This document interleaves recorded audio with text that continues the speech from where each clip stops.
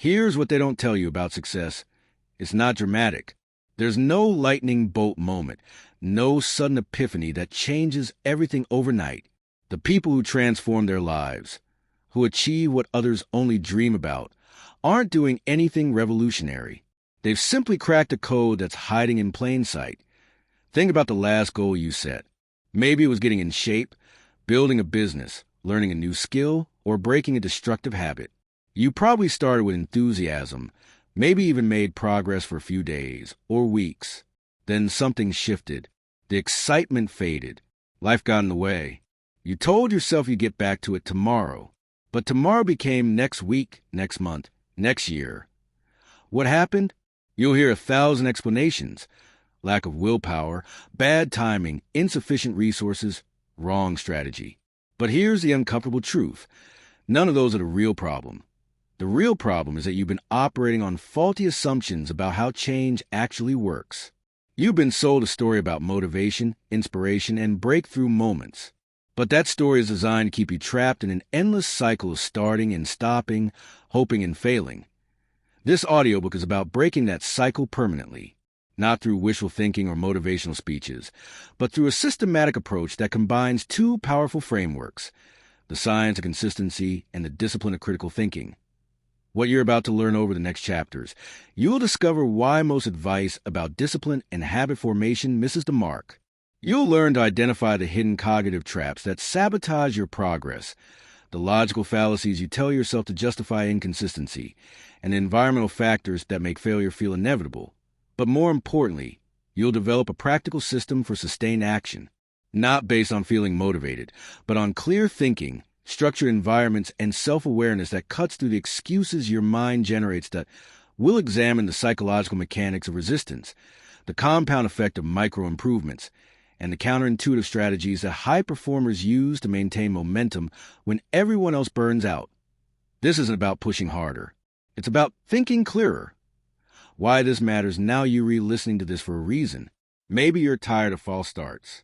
Maybe you've achieved success before, but can't seem to sustain it.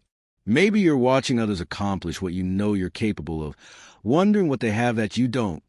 The answer isn't more motivation, more discipline, more strategies. The answer is different. A different way of analyzing your own behavior, questioning your assumptions, and designing systems that don't rely on superhuman willpower. By the end of this audiobook, you won't just have information. You'll have a framework for examining every choice, every habit, and every excuse with the clarity needed to move forward regardless of circumstances. Let's begin with a question that will set the foundation for everything that follows. What if everything you believe about why you quit is wrong? Chapter 1. The Logic of Inconsistency. Why we fail at the things we care about. Most people think they fail because they lack something: discipline, motivation, time, resources. But this is a diagnostic error. It's like saying a car won't start because it lacks movement. You're describing the symptom, not identifying the cause. Let's think critically about the standard narrative. You're told that successful people have extraordinary willpower, that they wake up driven, that they possess some internal force you lack. But this explanation falls apart under scrutiny.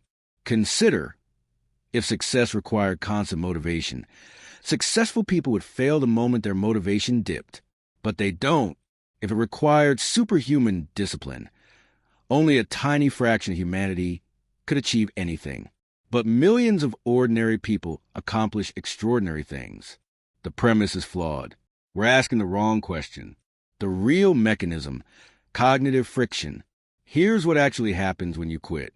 Your brain performs a cost-benefit analysis, often unconsciously. It weighs immediate discomfort against delayed rewards. And because of several well-documented cognitive biases, present discomfort almost always wins. This is called temporal discounting, and it's not a character flaw. It's neurological architecture. Your brain is designed to prioritize immediate threats and rewards over distant ones. This kept our ancestors alive. It makes modern goal achievement difficult. But here's what matters. Once you understand the mechanism, you can design around it. Think of motivation as unreliable fuel. Sometimes you have it, often you don't. Relying on motivation is like planning a cross-country trip, but only driving when you feel like it. You might make progress on good days, but you'll never reach your destination. Consistency, by contrast, is the vehicle itself. It's the structure that moves forward regardless of your emotional state. The question isn't, how do I stay motivated? It's, how do I build systems that function without motivation? The critical thinking deficit. Most people approach their goals with what I call uncritical execution. They decide what they want, maybe make a plan, then wait to see if they follow through. When they don't, they accept surface-level explanations. I'm lazy, I'm not disciplined enough, it wasn't meant to be.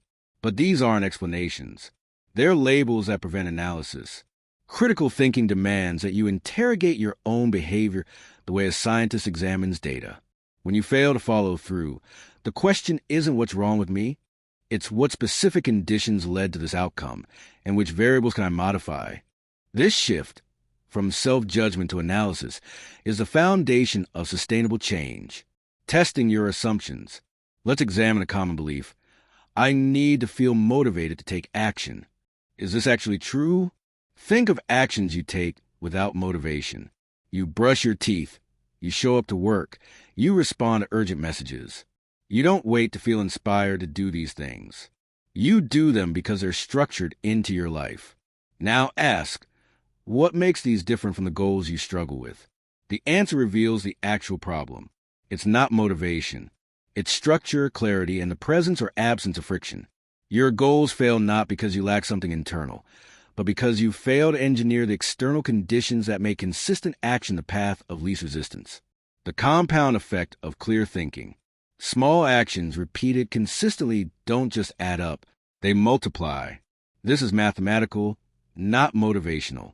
A 1% improvement daily compounds to 37 times better over a year. A 1% decline compounds to nearly zero. But most people don't see this because they evaluate results too early.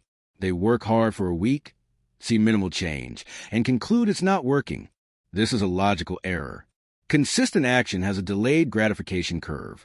Early results are invisible. Then suddenly, they're exponential. Understanding this pattern prevents the premature abandonment that kills most goals. What's coming next? In the following chapters, we'll systematically dismantle the barriers between you and sustained action. We'll explore the cognitive distortions that generate excuses, the environmental design principles that make discipline automatic, and the analytical frameworks that turn setbacks into data points rather than defeats.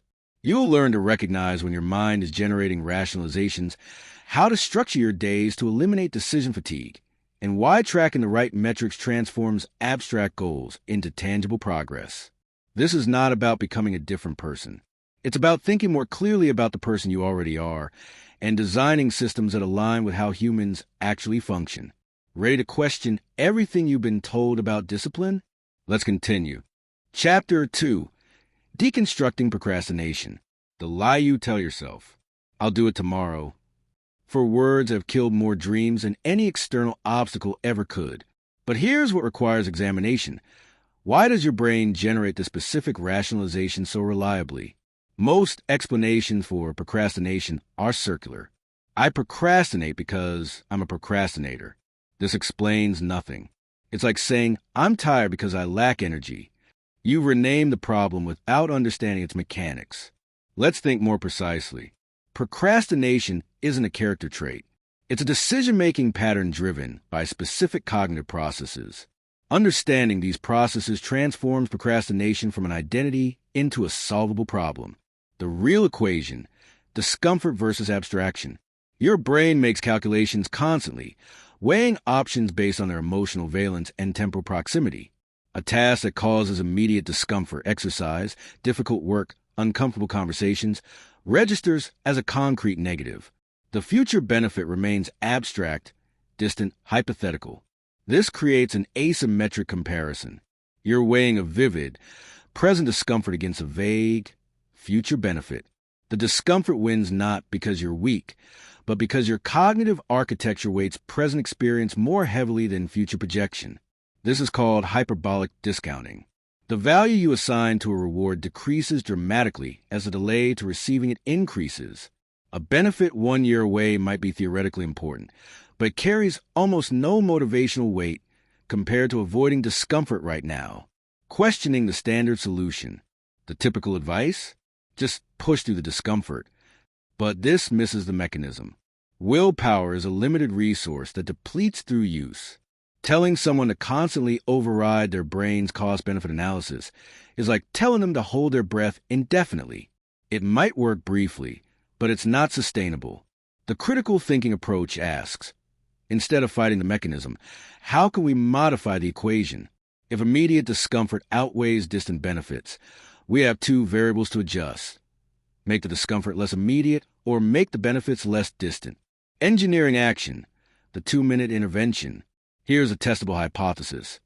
The primary barrier to action isn't the task itself, but the mental representation of the task.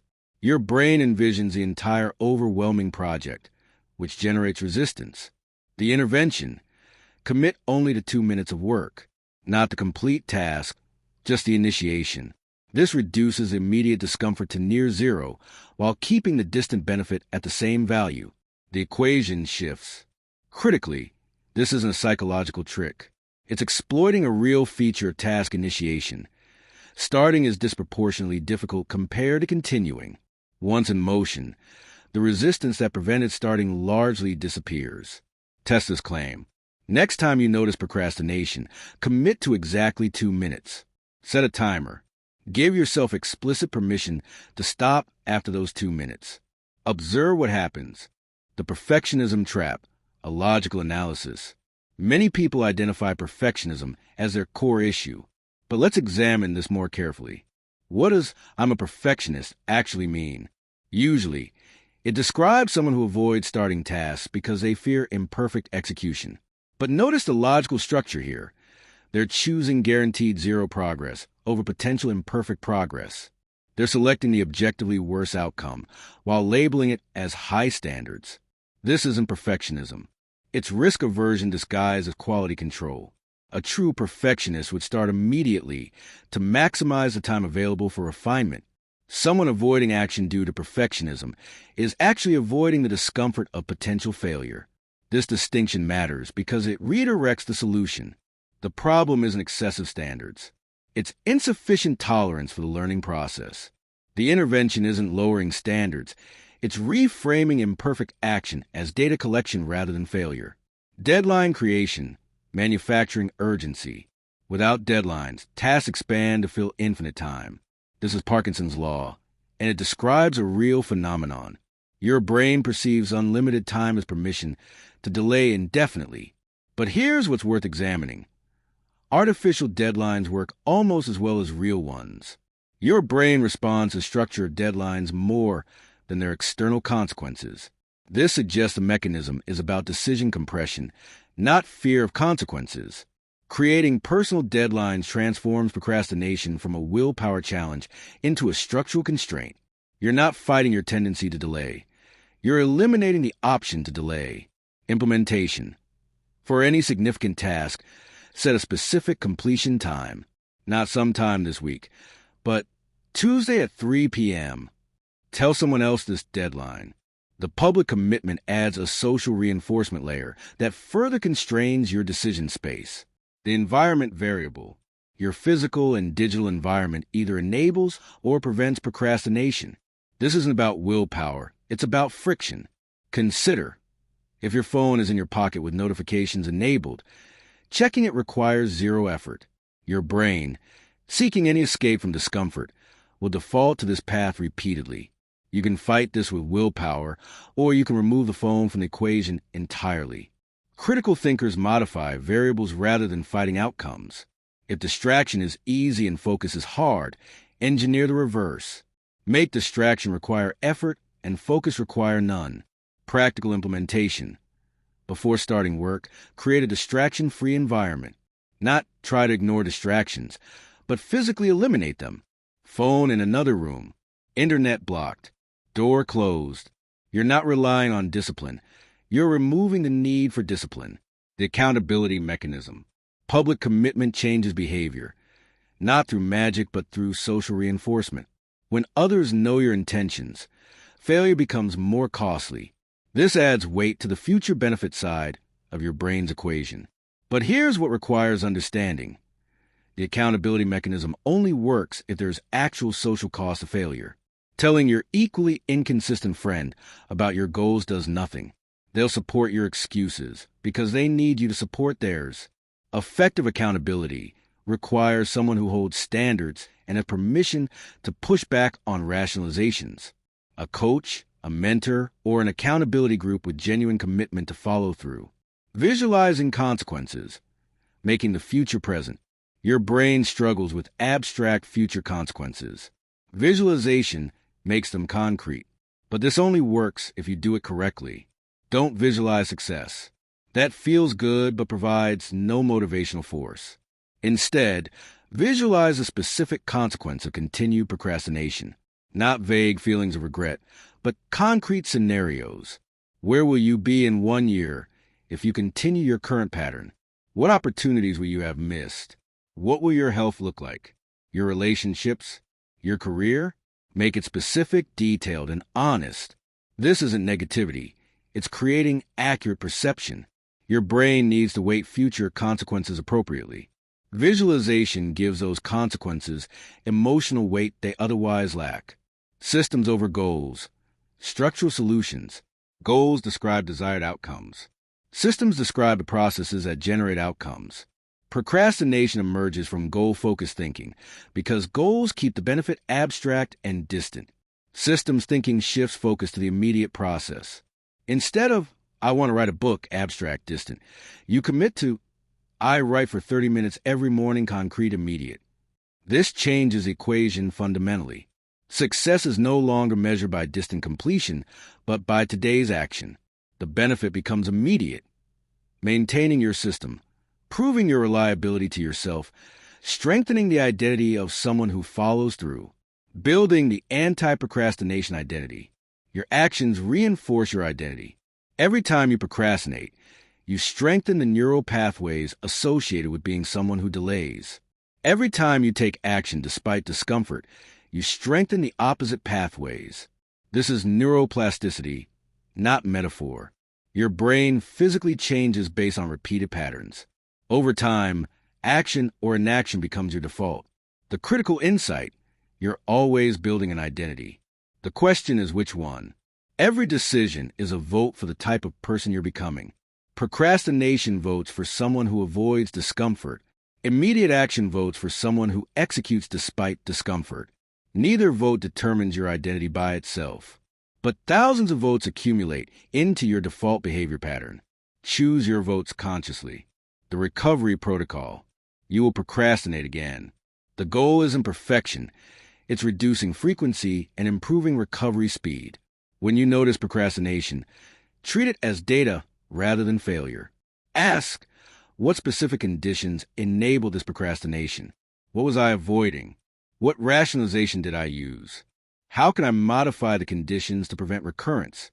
This analytical approach transforms procrastination from a character judgment into a problem-solving exercise. You're not bad. You're experiencing a predictable outcome from specific conditions. Change the conditions. Change the outcome. Moving forward. Procrastination isn't your enemy. It's a signal that your current approach has a mismatch between task structure and cognitive architecture. The solution isn't more discipline. It's better design.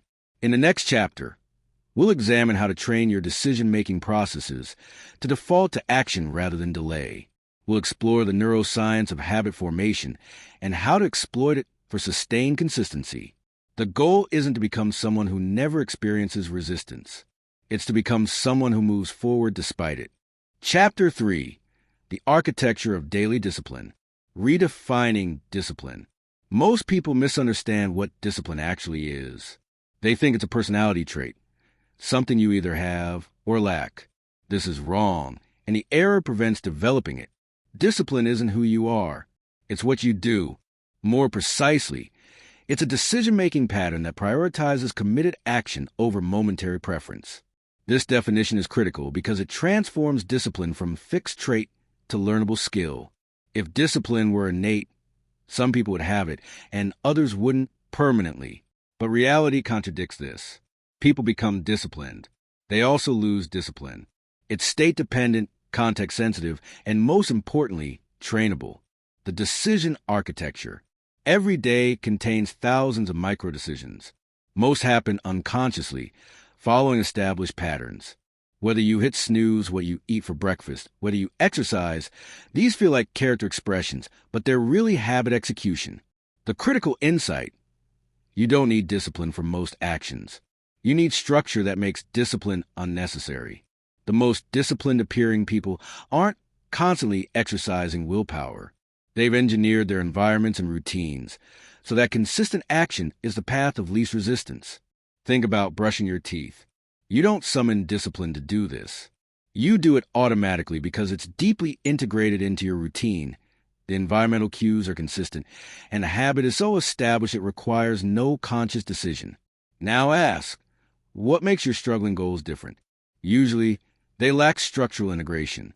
They're not connected to specific times, places, or triggers. They exist as vague intentions rather than concrete protocols. The implementation intention. Research on goal achievement reveals something counterintuitive. People who use implementation intentions, if then planning, are significantly more likely to follow through than people who rely on motivation or general commitment. The structure is simple. If X situation occurs, then I will do Y action. This pre-commits your decision-making, eliminating the need for in-the-moment willpower. Example: instead of I will exercise more, you create, if it's 7 a.m. on a weekday, then I would do a 20-minute workout in my living room. The specificity eliminates ambiguity. The situational trigger automates initiation. The clear action removes decision paralysis. This isn't a minor optimization. It's restructuring how decisions get made. You're moving the decision from a high-stress, high-resistance moment, when you don't feel like exercising, to a low-stress, planning moment, when you're thinking clearly about your goals. Starting micro, the aggregation strategy. The standard approach to discipline is ambitious. Commit to major changes. Execute through sheer willpower. Succeed or fail dramatically. This approach has a terrible success rate because it ignores how behavior change actually works. The alternative: start with action so small that failure is nearly impossible, then gradually expand. Not exercise daily for an hour, but do 5 push-ups every morning. Not read a book a week, but read 1 page before bed. This seems trivially easy, almost pointlessly small. That's the point. You're not trying to achieve the outcome yet. You're building the neural pathway of consistent action. You're proving to yourself that you can commit and follow through. Once the micro-habit is established, genuinely automatic, requiring no willpower, then you expand. The foundation of consistency supports incremental growth much more effectively than ambitious start supports sustained effort. The morning anchor, designing day's structure. Your morning sets your entire day's trajectory. Not metaphorically, neurologically. The actions you take in the first hour create momentum that carries forward or establishes patterns of resistance that compound. Critical analysis reveals why. Your prefrontal cortex, responsible for self-control and decision-making, is freshest in the morning. Willpower depletes throughout the day through decision fatigue. This means difficult actions are objectively easier earlier. Design a morning protocol that requires zero decision-making.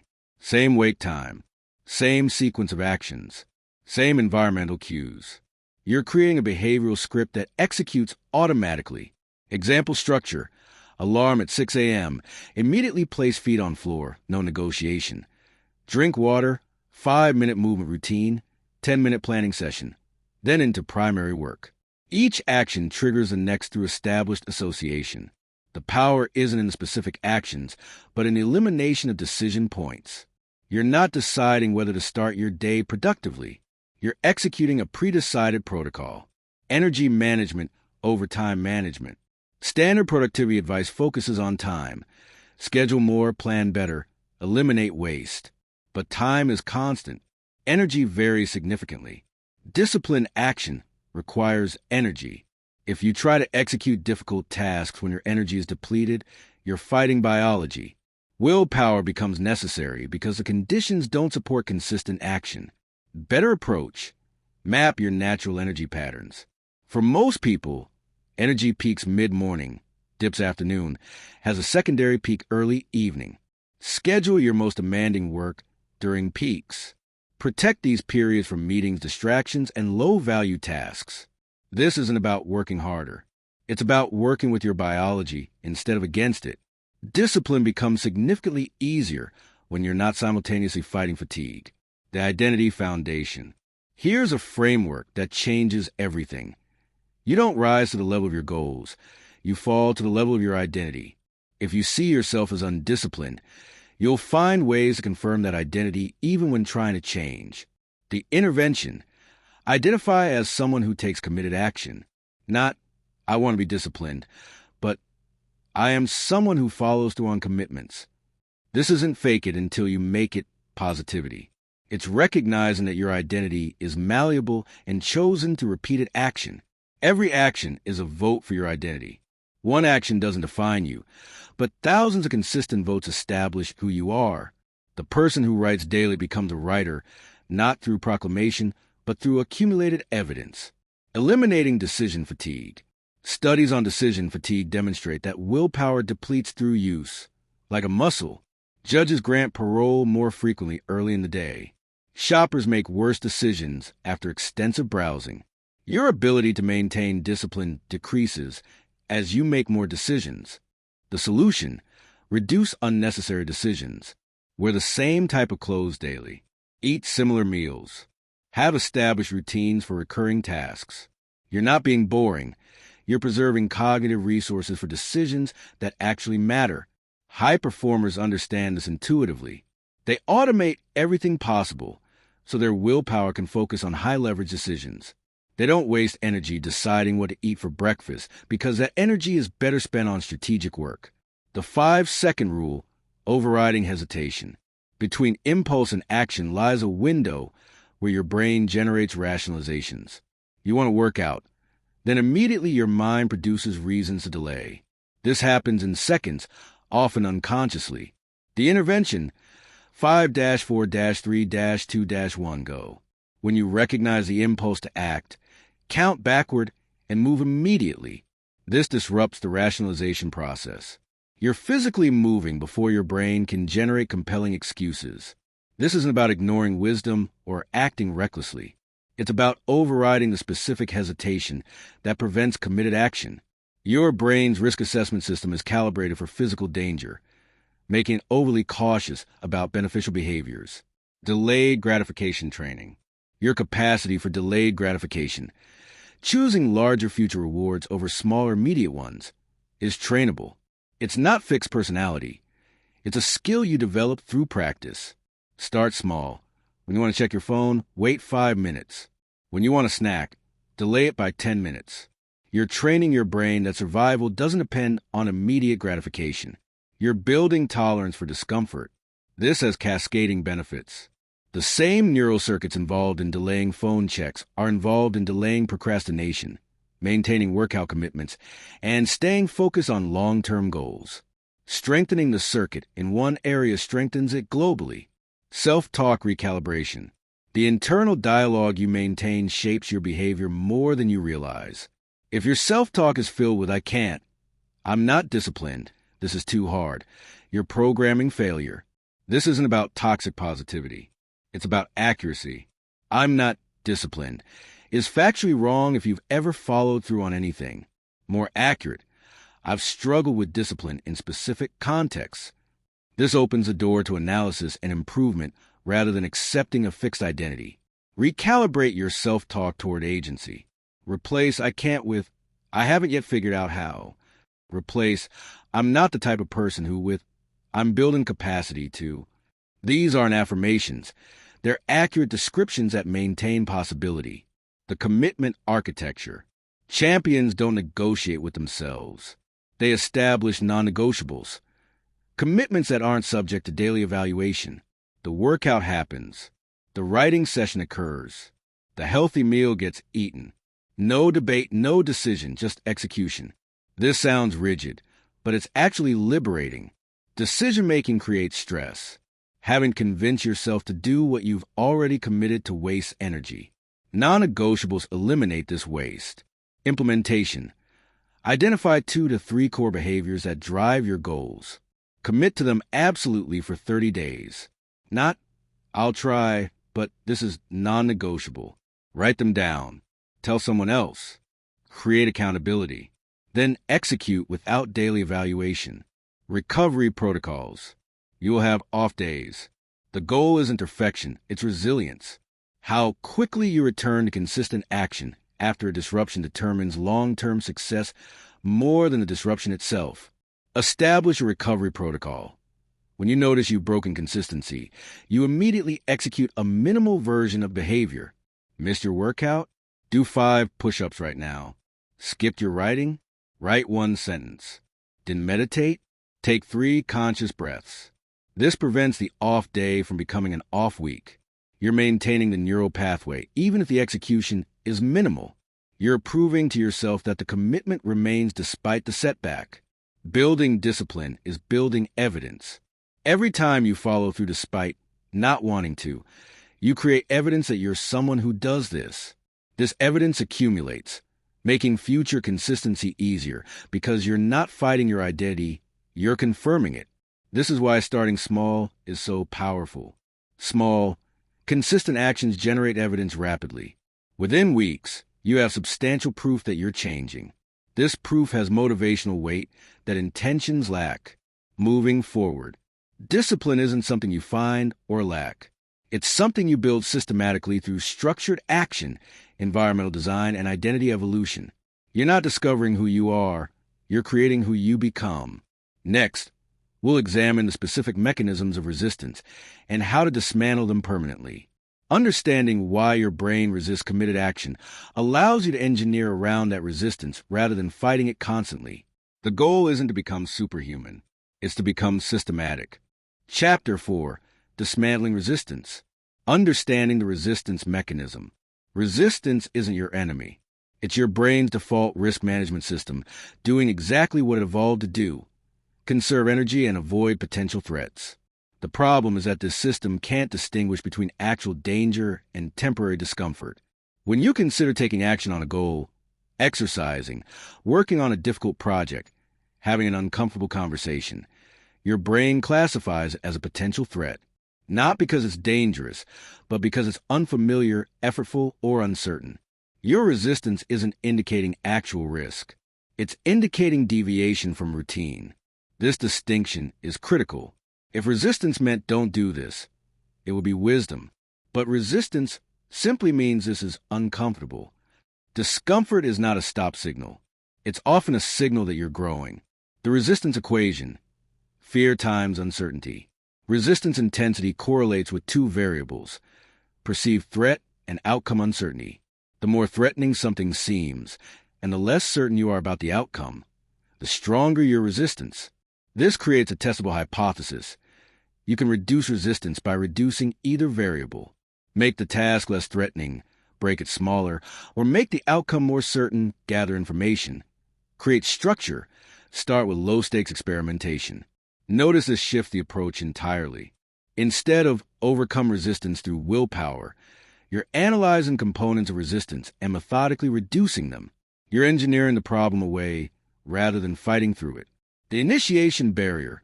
Why starting is hardest. Resistance is strongest at initiation. This isn't psychological, it's neurological. Your brain maintains your current state through homeostasis. Changing states requires energy expenditure, which your brain is biased to avoid. Think of resistance as activation energy in chemistry. Chemical reactions require initial energy input to begin, even if they release energy once started. Similarly, action requires initial effort to overcome inertia, even if it becomes easier once initiated. This explains a common pattern. Getting yourself to the gym is harder than actually exercising. Starting a writing session is harder than continuing once you're in flow. The difficulty isn't the activity itself, it's the state transition. Implication: focus your anti-resistance strategies on the initiation moment. Once you begin, momentum carries you forward with much less effort. The 2-minute reduction strategy. If resistance peaks at initiation, minimize what you're committing to initiate. Not, I will write for 2 hours, but I will write for 2 minutes. Not, I will exercise for an hour, but I will put on workout clothes. This dramatically reduces the activation energy required. Your brain no longer perceives a major commitment, just a minor action. Resistance proportionally decreases. What happens after 2 minutes? Usually you continue. The resistance that prevented starting largely dissipates once you're in motion. But even if you stop at 2 minutes, you achieve two things. You've maintained a habit pathway, and you've proven to yourself that you can take action despite resistance. Action precedes motivation. Reversing the equation. Common assumption, motivation, action. Feel motivated, then you act. But the causation often runs opposite. Action, motivation. Taking action generates momentum and clarity that create motivational feelings. This is neurologically verifiable. Action triggers dopamine release, which creates a sense of reward and motivation to continue. Sitting and waiting for motivation produces no dopamine, no momentum, no motivation. Practical application. When you don't feel like doing something, commit to the smallest possible action. 1 push-up, 1 sentence, 1 email. The act of doing generates the feeling you thought you needed before doing. This reverses the waiting game entirely. You're not waiting to feel ready. You're acting your way into readiness. Discomfort reframing. From threat to signal. Your brain interprets discomfort as danger.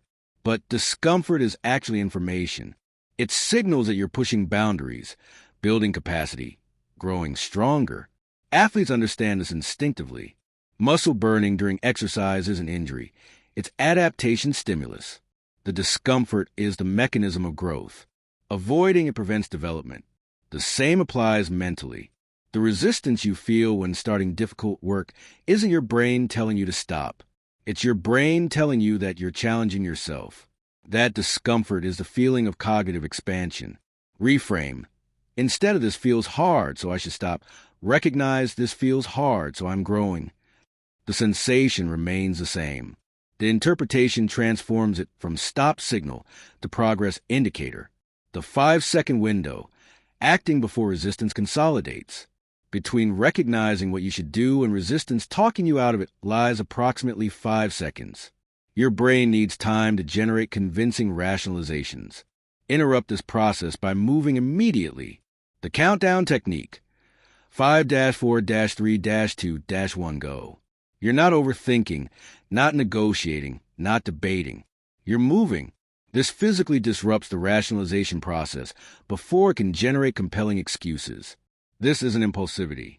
You've already decided this action aligns with your goals during a clear thinking moment. The countdown prevents resistance from overriding your committed decision. Environment engineering. Removing resistance triggers. Your environment either enables or prevents resistance. If your phone is accessible, your brain knows that escaping discomfort is 1 click away. This awareness increases resistance because an easy out is available. Remove the out. Phone in another room. Internet blocked. Door closed. Distractions eliminated. Now resistance has nowhere to go. Your options are do the work or sit in discomfort doing nothing. The work becomes a path of less resistance. This isn't about discipline. It's about option architecture. You're designing a choice environment where the desired action is the most accessible option. Consequences visualization. Making future pain present. Your brain discounts future consequences. A workout skipped today has no immediate negative effect. The consequences accumulate slowly, invisibly, until they become severe. By then, reversing them requires enormous effort.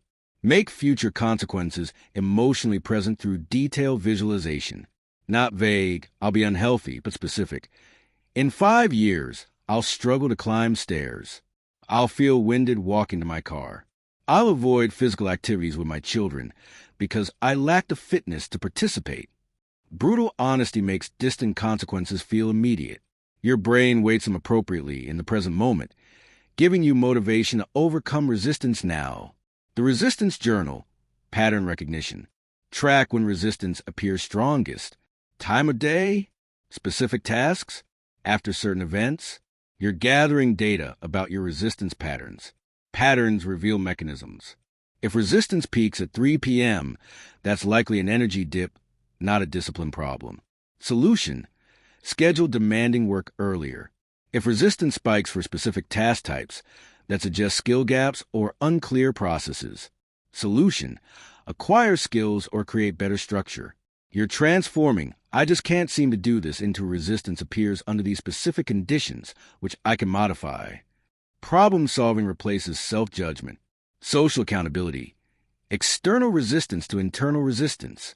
Public commitment adds a layer of resistance to quitting. When others know your goals, backing out carries social cost. This creates resistance to resistance. Your brain has to overcome two barriers: internal resistance to action, external resistance to quitting, rather than one. But this only works with genuine accountability. Friends who support your excuses provide no resistance. You need someone who holds standards and calls out rationalizations. Find an accountability partner with skin in the game. Someone also working toward goals who needs your accountability as much as you need theirs. Mutual commitment creates mutual reinforcement. The reward bridge: positive reinforcement. Your brain responds powerfully to immediate rewards. Resistance often wins because action offers delayed rewards, while inaction offers immediate relief. Balance this by creating immediate rewards for action. After completing a difficult task, give yourself something you enjoy, not eventually, immediately. A favorite snack, a short break doing something fun, checking a task off a visible list. The reward needs to occur close enough to the action that your brain associates them. Over time, this builds a new pattern: action reward rather than avoidance relief.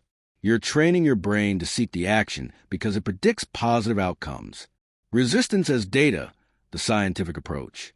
Stop treating resistance as a character judgment. It's not evidence that you're weak or undisciplined. It's data about the mismatch between your current approach and your cognitive architecture. When resistance appears, ask, what specifically am I resisting? Why does my brain categorize this as threatening? What variables can I adjust to reduce that categorization? This analytical stance removes emotion from the equation. You're not fighting yourself, you're debugging a system. And systems can be optimized. Integration, the anti-resistance protocol. Combine these strategies into a systematic approach. Break the task to minimum viable action, 2 minutes. Set environmental conditions. Eliminate distractions. Use a 5-second countdown to initiate. Reframe discomfort as growth signal. Execute minimum commitment. Provide immediate reward. Track the data point. Reinforces consistency. This isn't one technique competing against resistance. It's a systematic dismantling of resistance from multiple angles simultaneously. Moving forward. Resistance never fully disappears. Even highly disciplined people feel it. The difference is they've learned not to obey it. They recognize it as a predictable biological response, not a command. You're building the same recognition. Resistance is information about your current state, not instruction about your next action. You can acknowledge the feeling while still moving forward. Next, we'll examine how to structure habits so they persist automatically, requiring minimal willpower to maintain. Because the ultimate form of discipline is action that doesn't feel like discipline at all. The goal isn't to eliminate resistance. It's to become someone who moves forward despite it. Chapter 5. The Compounding Architecture of Habits. Why small actions dominate outcomes. Here's a mathematical reality most people ignore. A 1% daily improvement compounds to 37 times better in a year. A 1% daily decline compounds to nearly zero. Small actions don't just add up. They multiply through time. Yet people consistently undervalue small actions because the immediate results are invisible. You work out once and see no visible change. You skip once and feel no immediate consequence. Your brain concludes, this single action doesn't matter. This is a catastrophic logical error. No single action matters in isolation. Every action matters as part of a pattern. You're not evaluating one workout. You're establishing what type of person you are becoming through accumulated behavior. The aggregation principle. Success isn't about dramatic transformation.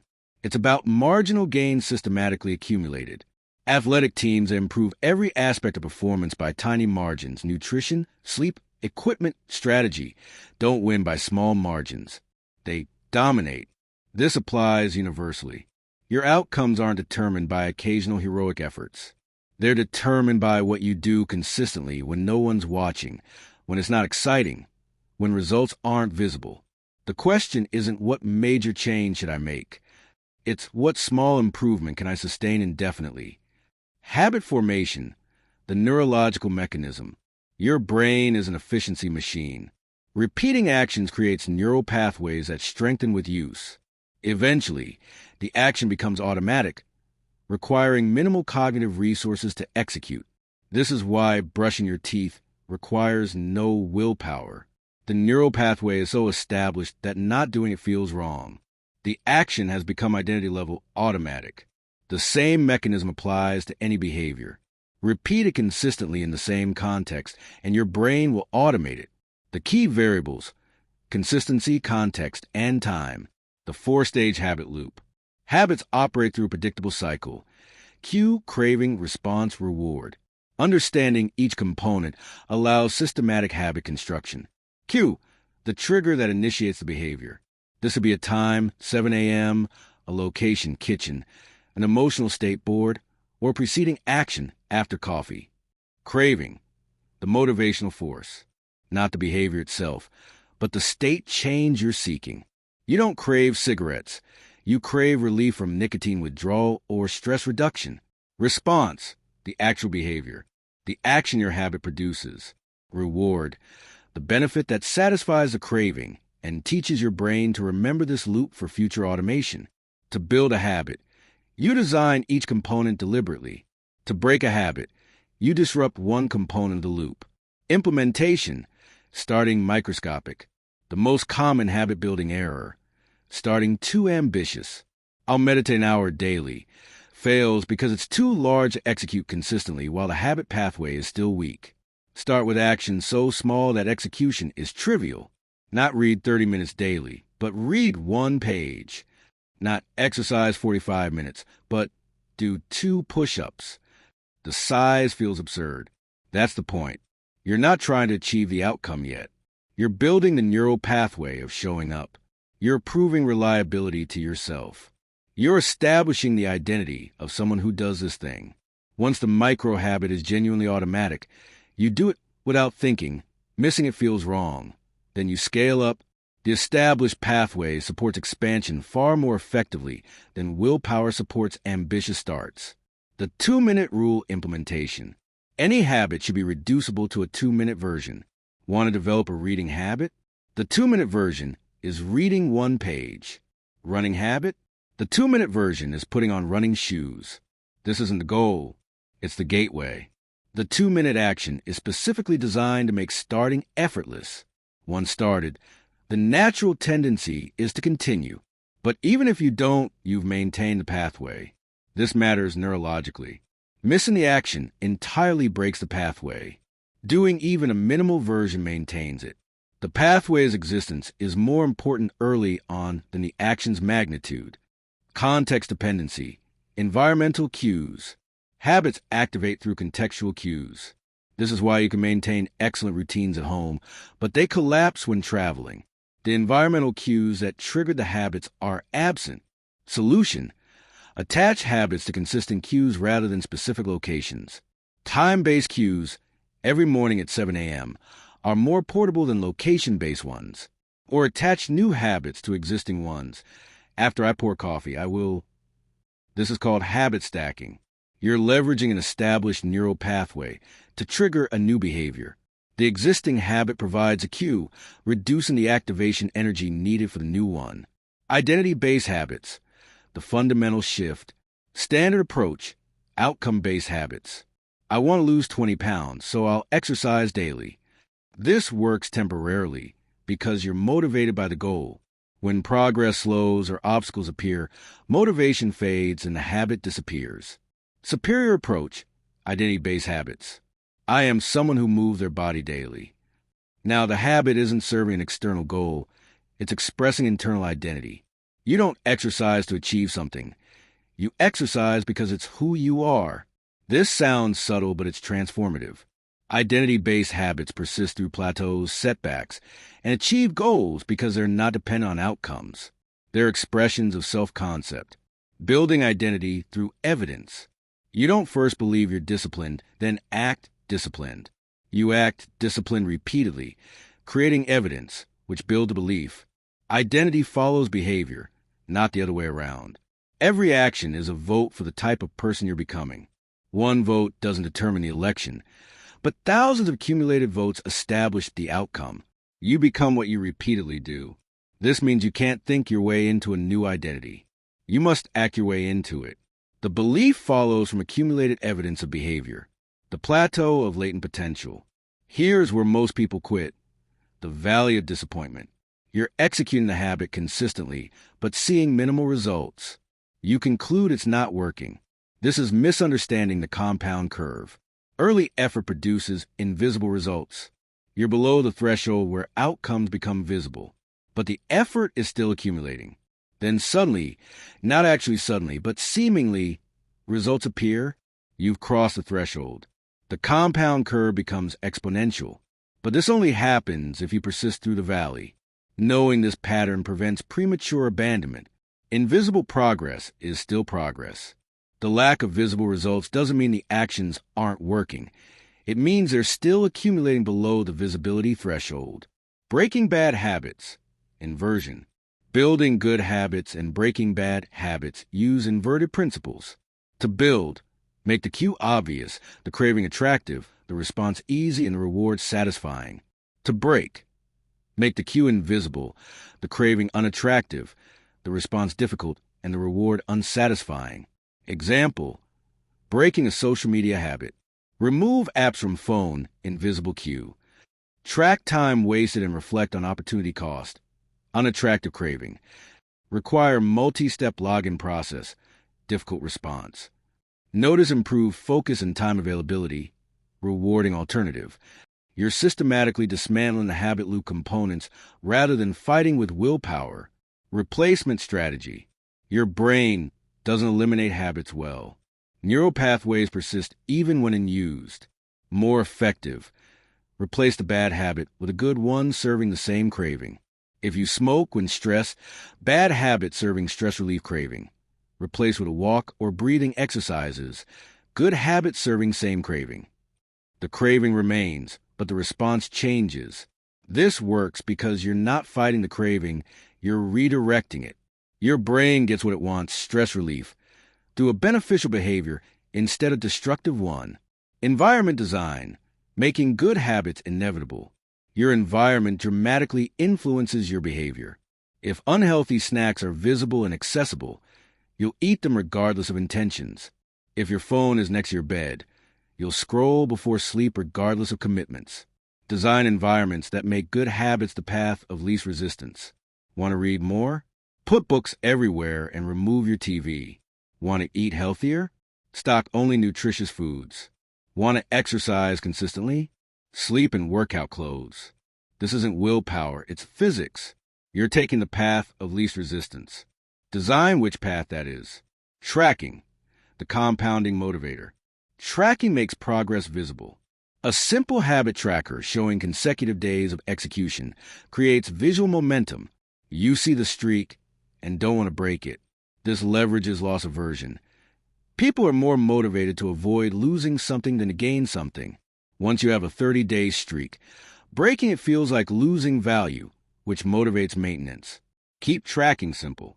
A calendar with X's marking completed days works perfectly. The visual pattern is motivating. Gaps are obvious. Progress is undeniable. The golden rule, never miss twice. You will occasionally miss a habit. Travel disrupts routines. Illness prevents execution. Life intervenes. One missed day isn't failure if you immediately resume. The rule, never miss twice. One miss is an exception. Two misses is the start of a new pattern. Your brain notices patterns. Two consecutive misses signals, we don't do this anymore. Immediately resuming after a miss maintains a neural pathway. The habit remains active. Identity remains intact. You've proven the miss was anomaly, not pattern change. Habit stacking for compound effects. Individual habits have value. Stacked habits have exponential value. A morning routine that combines waking early plus hydrating plus movement plus planning creates cascading benefits throughout the day. Each habit reinforces the others. Early waking enables the morning routine. The morning routine creates energy and clarity. Energy and clarity improve work performance. Improved performance creates satisfaction, which reinforces commitment to the routine. Design habit stacks that create positive cascades, not isolated behaviors, but integrated systems where each component strengthens the others. The 4 laws of behavior change. Make it obvious. Increase visibility of cues for good habits. Reduce visibility for bad ones. Make it attractive. Bundle necessary actions with enjoyable ones. Link hard habits with immediate rewards. Make it easy. Reduce friction for good habits. Increase friction for bad ones. Optimize for starting, not just doing. Make it satisfying. Create immediate rewards for good habits. Track progress visibly. Celebrate small wins. These aren't separate techniques. They're integrated components of a systematic approach to behavior change. Automation through repetition. The goal isn't permanent, effortful execution. It's automation through repetition. Eventually, the habit requires no conscious decision. You simply do it because that's what you do. This is freedom, not rigidity. Automated positive behaviors free cognitive resources for creative thinking, problem solving, and growth.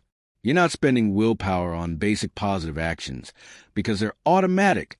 The disciplined appearing person isn't constantly exercising discipline. They've automated beneficial behaviors, so discipline is rarely needed. Moving forward. Habits are the compound interest of self-improvement. Small actions sustained over time produce extraordinary outcomes.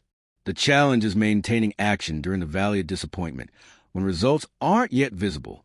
Understanding the mechanism that results compound invisibly before becoming exponential prevents premature abandonment. You're not failing when you don't see immediate results. You're accumulating. Next, we'll examine the mental barriers that prevent consistency and how to systematically dismantle them.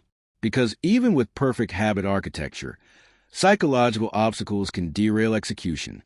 The goal isn't just building habits. It's building the thinking that sustains them. Chapter 6, Psychological Barriers and Mental Models. The stories we tell ourselves. Your behavior flows from your beliefs, and your beliefs flow from the stories you tell yourself about who you are. Most of these stories are unconscious, unexamined, and inaccurate. They're also determining your outcomes. I'm not a morning person. I've never been good at sticking with things. I'm just not disciplined. These aren't observations of reality.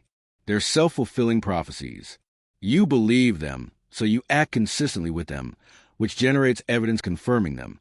This is circular logic. The belief creates a behavior. The behavior confirms the belief. Breaking the cycle requires recognizing that your current patterns are chosen, not fixed. Self-doubt, the analytical perspective. Self-doubt presents as a feeling, but it's actually a claim requiring evidence. When you think, I can't do this, you're making a prediction about future capability based on assumed evidence. Question the evidence. What specifically supports this belief? Often, you'll find minimal actual evidence. You're extrapolating from limited data points, often from different contexts or earlier versions of yourself. This analytical approach transforms self-doubt from emotional experience to testable hypothesis. You don't fight the feeling. You examine the logic behind it and usually find it insufficient. Perfectionism deconstructed.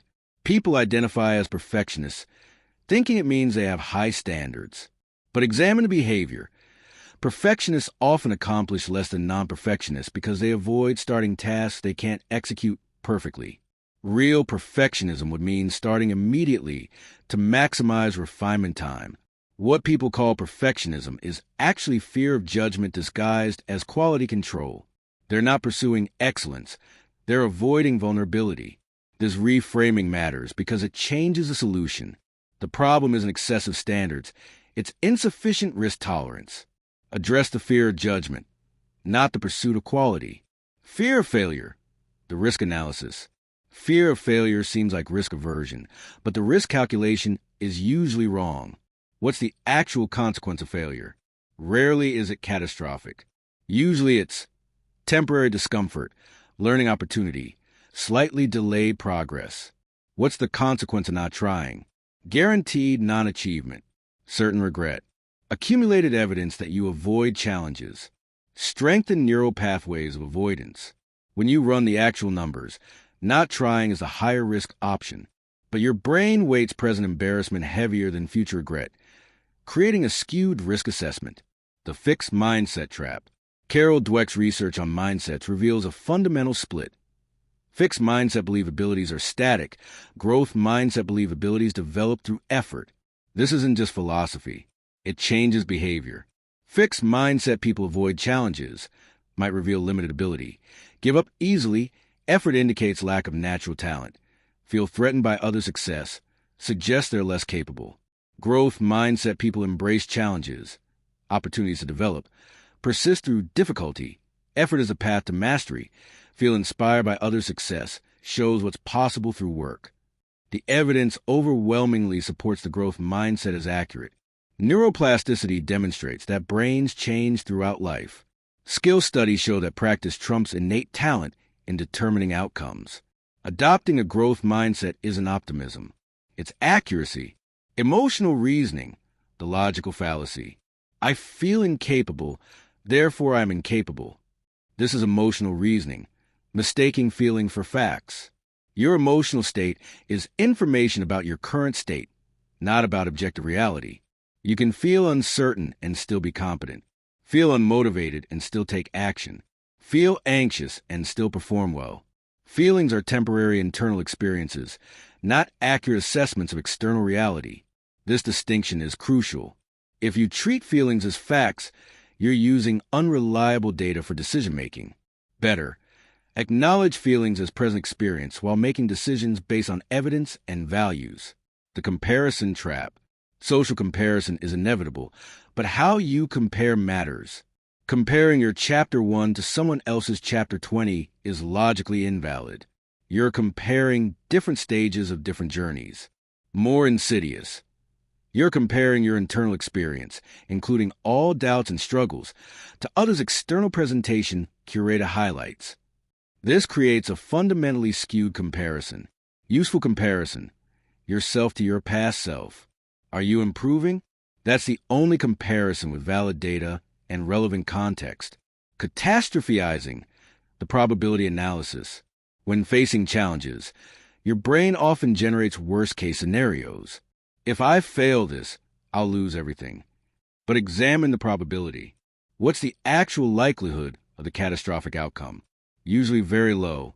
Your brain is running an evolutionary program designed for physical survival, where worst-case thinking was adaptive. In modern contexts, this program produces anxiety about situations that aren't actually threatening. Counter this by running explicit probability analyses. What's likely to happen? What's the worst realistic outcome? Can I handle that? Usually yes. Learned helplessness. Breaking the pattern. Repeated failure in uncontrollable situations can teach helplessness, the belief that your actions don't influence outcomes. This generalizes beyond the original context, making you passive even in controllable situations. The intervention deliberately creates small controllable wins.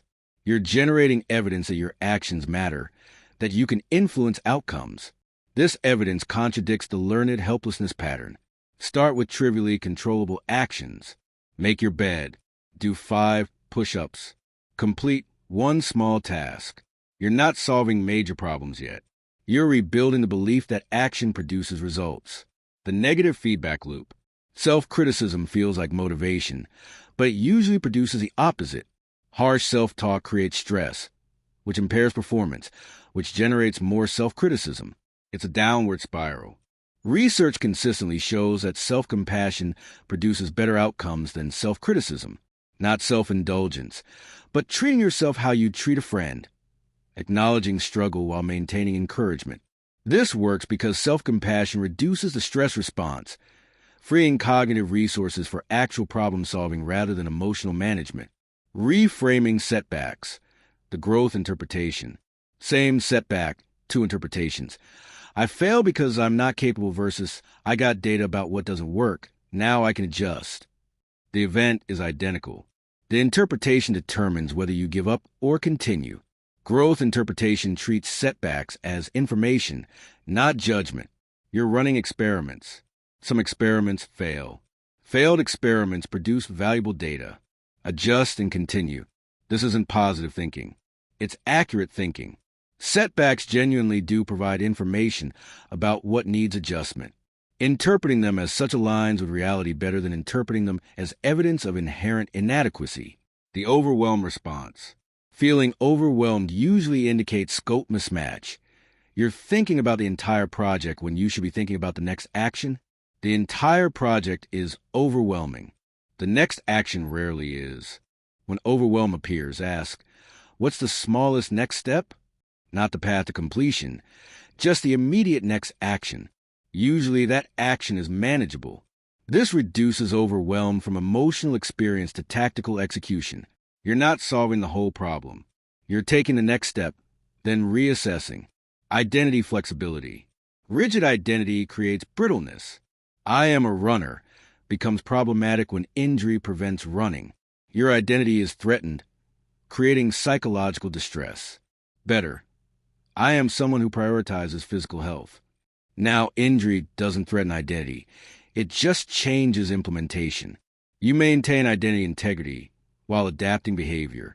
Hold identity at the value level, health, growth, integrity, not the behavior level, running, specific job, particular relationship. Behaviors can change without identity crisis. The control dichotomy. Stoic philosophy offers a useful framework. Distinguish between what you control and what you don't. You control your actions, effort, and responses. You don't control outcomes, others' reactions, or circumstances.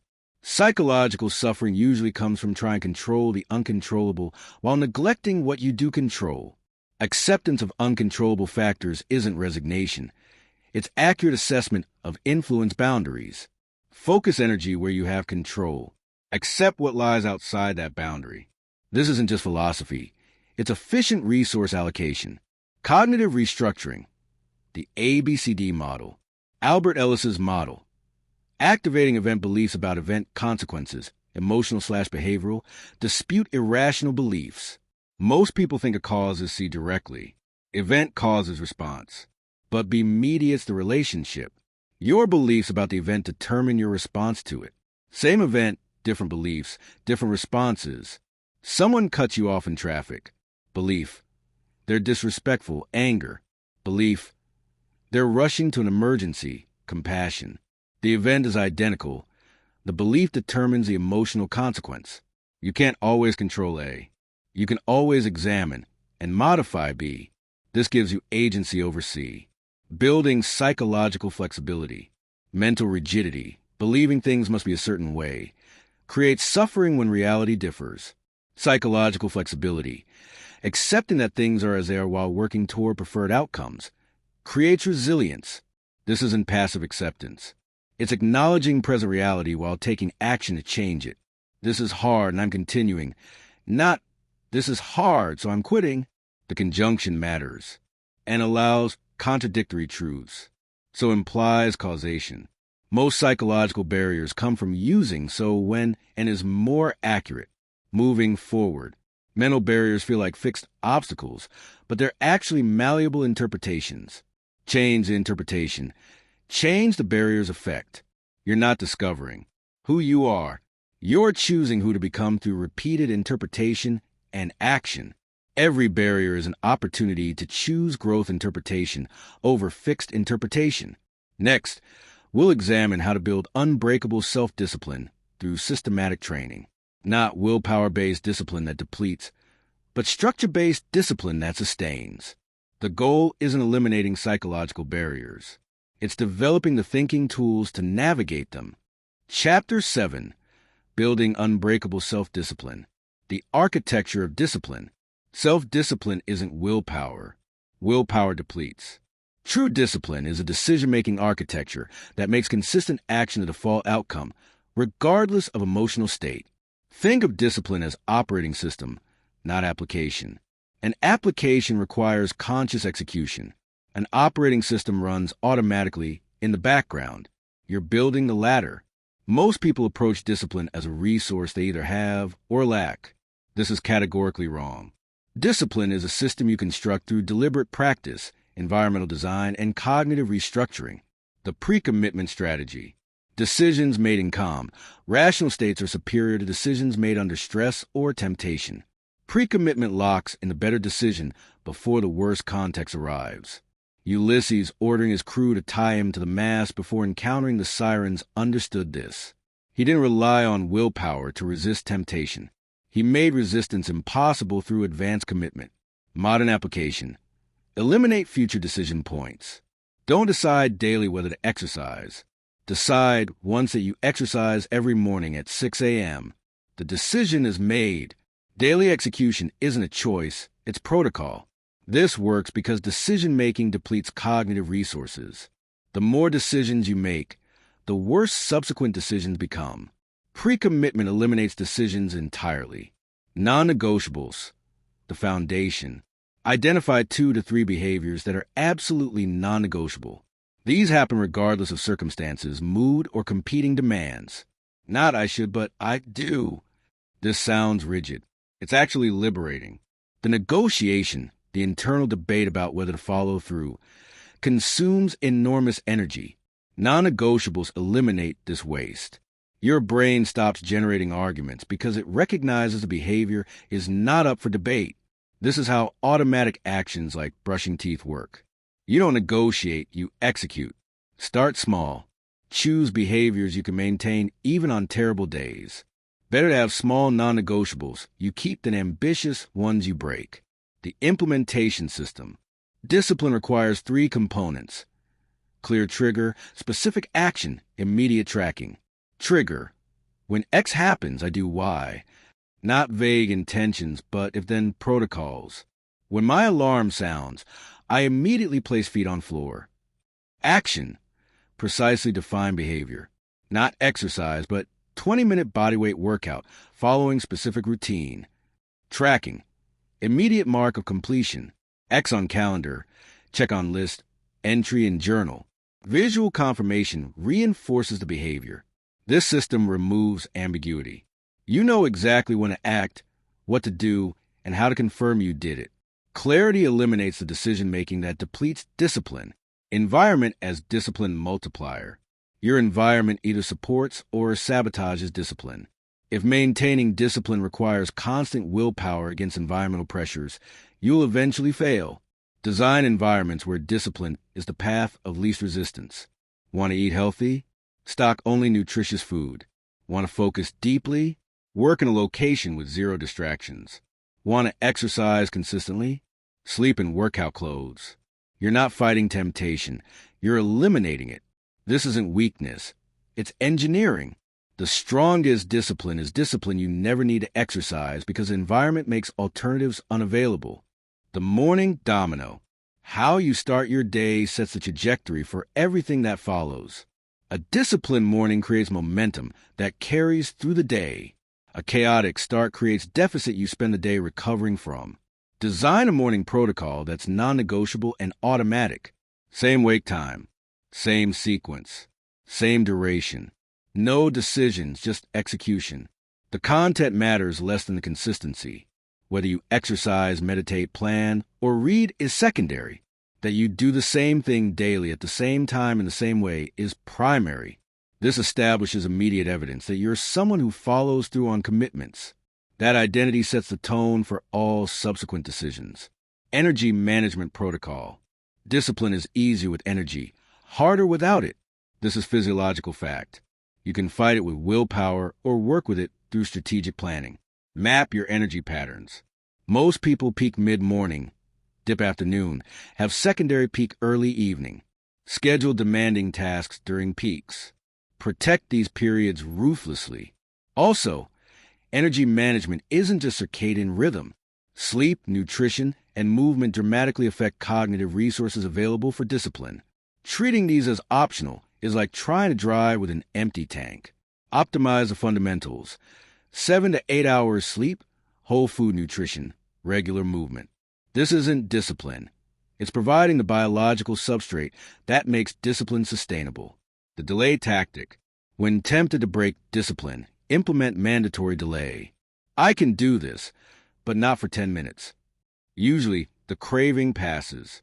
But even if it doesn't, you've strengthened the circuit that delays gratification. This works because most temptations are transient. Your brain generates the impulse. You feel it as urgent, but the feeling peaks and fades within minutes if you don't act on it. By consistently delaying gratification, you're training the prefrontal cortex to override the limbic system's impulses. This is literally brain training. You're strengthening the neural circuits responsible for self-control. Self-talk calibration. The internal dialogue you maintain programs your behavior. If you constantly tell yourself, "I'm not disciplined, I always quit, this is too hard," you're creating self-fulfilling prophecies. Recalibrate toward accuracy and agency. Not toxic positivity, but factual statements that maintain possibility. I haven't been consistent with this in the past. Accurate. Instead of, "I'm not a disciplined person," overgeneralized. This is challenging and I'm figuring it out. Accurate. Maintains agency. Instead of, "This is impossible," inaccurate. Surrenders agency. Your self-talk is prediction and instruction. Make sure you're programming success, not failure. The accountability structure. External accountability transforms internal discipline. When others know your commitments, breaking them carries social cost. This adds leverage to your decision-making, but effectiveness requires specificity. Vague accountability, "I'm working on fitness," produces nothing. Specific accountability, "I told her I'm running every morning at 6 a.m. and she checks in weekly," produces adherence. Find someone who holds standards. Not someone who validates excuses, but someone who calls them out. This might be uncomfortable. It's also effective. Tracking creates discipline. What gets measured improves. Tracking makes abstract commitment concrete. You see visual evidence of consistency or gaps. Both are valuable data. Use simple systems. Calendar with X's for completed days. Habit tracking app. Journal entries. The medium matters less than the consistency. The streak becomes valuable. After 30 consecutive days, breaking the streak feels like losing something. Loss aversion, a powerful motivator, now works in your favor. The recovery protocol. You will break discipline. Plans fail. Circumstances intervene. Life happens. The critical factor isn't preventing breaks. It's minimizing recovery time. Establish a protocol. When you notice broken discipline, immediately execute a minimal version of the behavior. Miss workout? Do 5 push-ups now. Skipped writing? Write 1 sentence. Broke diet? Next meal is clean. This prevents the gap from becoming a pattern. You're maintaining the neural pathway, even if execution is minimal. 1 day off is a break. 2 days is a new pattern. The discipline identity. You don't build discipline, then express it. You express discipline behavior, which builds discipline identity. The sequence is critical. Every action is a vote. Disciplined action votes for person who follows through. Undisciplined action votes for person who breaks commitments. Neither vote determines identity, but thousands of accumulated votes do. This means you can't think your way to discipline. You must act your way to it. The identity follows from accumulated behavioral evidence. Removing temptation architecture. Discipline means choosing long-term benefit over short-term gratification, but the difficulty of that choice depends entirely on the comparison structure. If immediate gratification is highly accessible and long-term benefit is abstract, discipline is fighting uphill. If immediate gratification requires effort and long-term benefit has clear pathways, discipline is downstream. Engineer the comparison. Make beneficial actions easy and accessible. Make destructive options require effort and be inaccessible. You're not strengthening willpower. You're tilting the playing field. The discomfort practice. Deliberately practice uncomfortable actions with no external reward. Cold showers. Fasting. Extended focus periods. Physical challenges beyond necessity. This isn't masochism. It's deliberate training of the circuit that overrides comfort-seeking impulses. Every time you choose discomfort when comfort is available, you strengthen this circuit. The transfer is real. The mental muscle that takes cold showers is the same one that starts difficult projects, maintains focus during boredom, and pushes through resistance. Train it directly. Systems lock in discipline. Goals are one-time achievements. Systems are ongoing processes.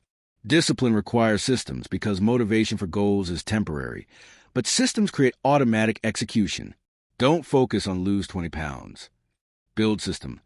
I eat protein and vegetables at every meal. Don't focus on write a book. Build system.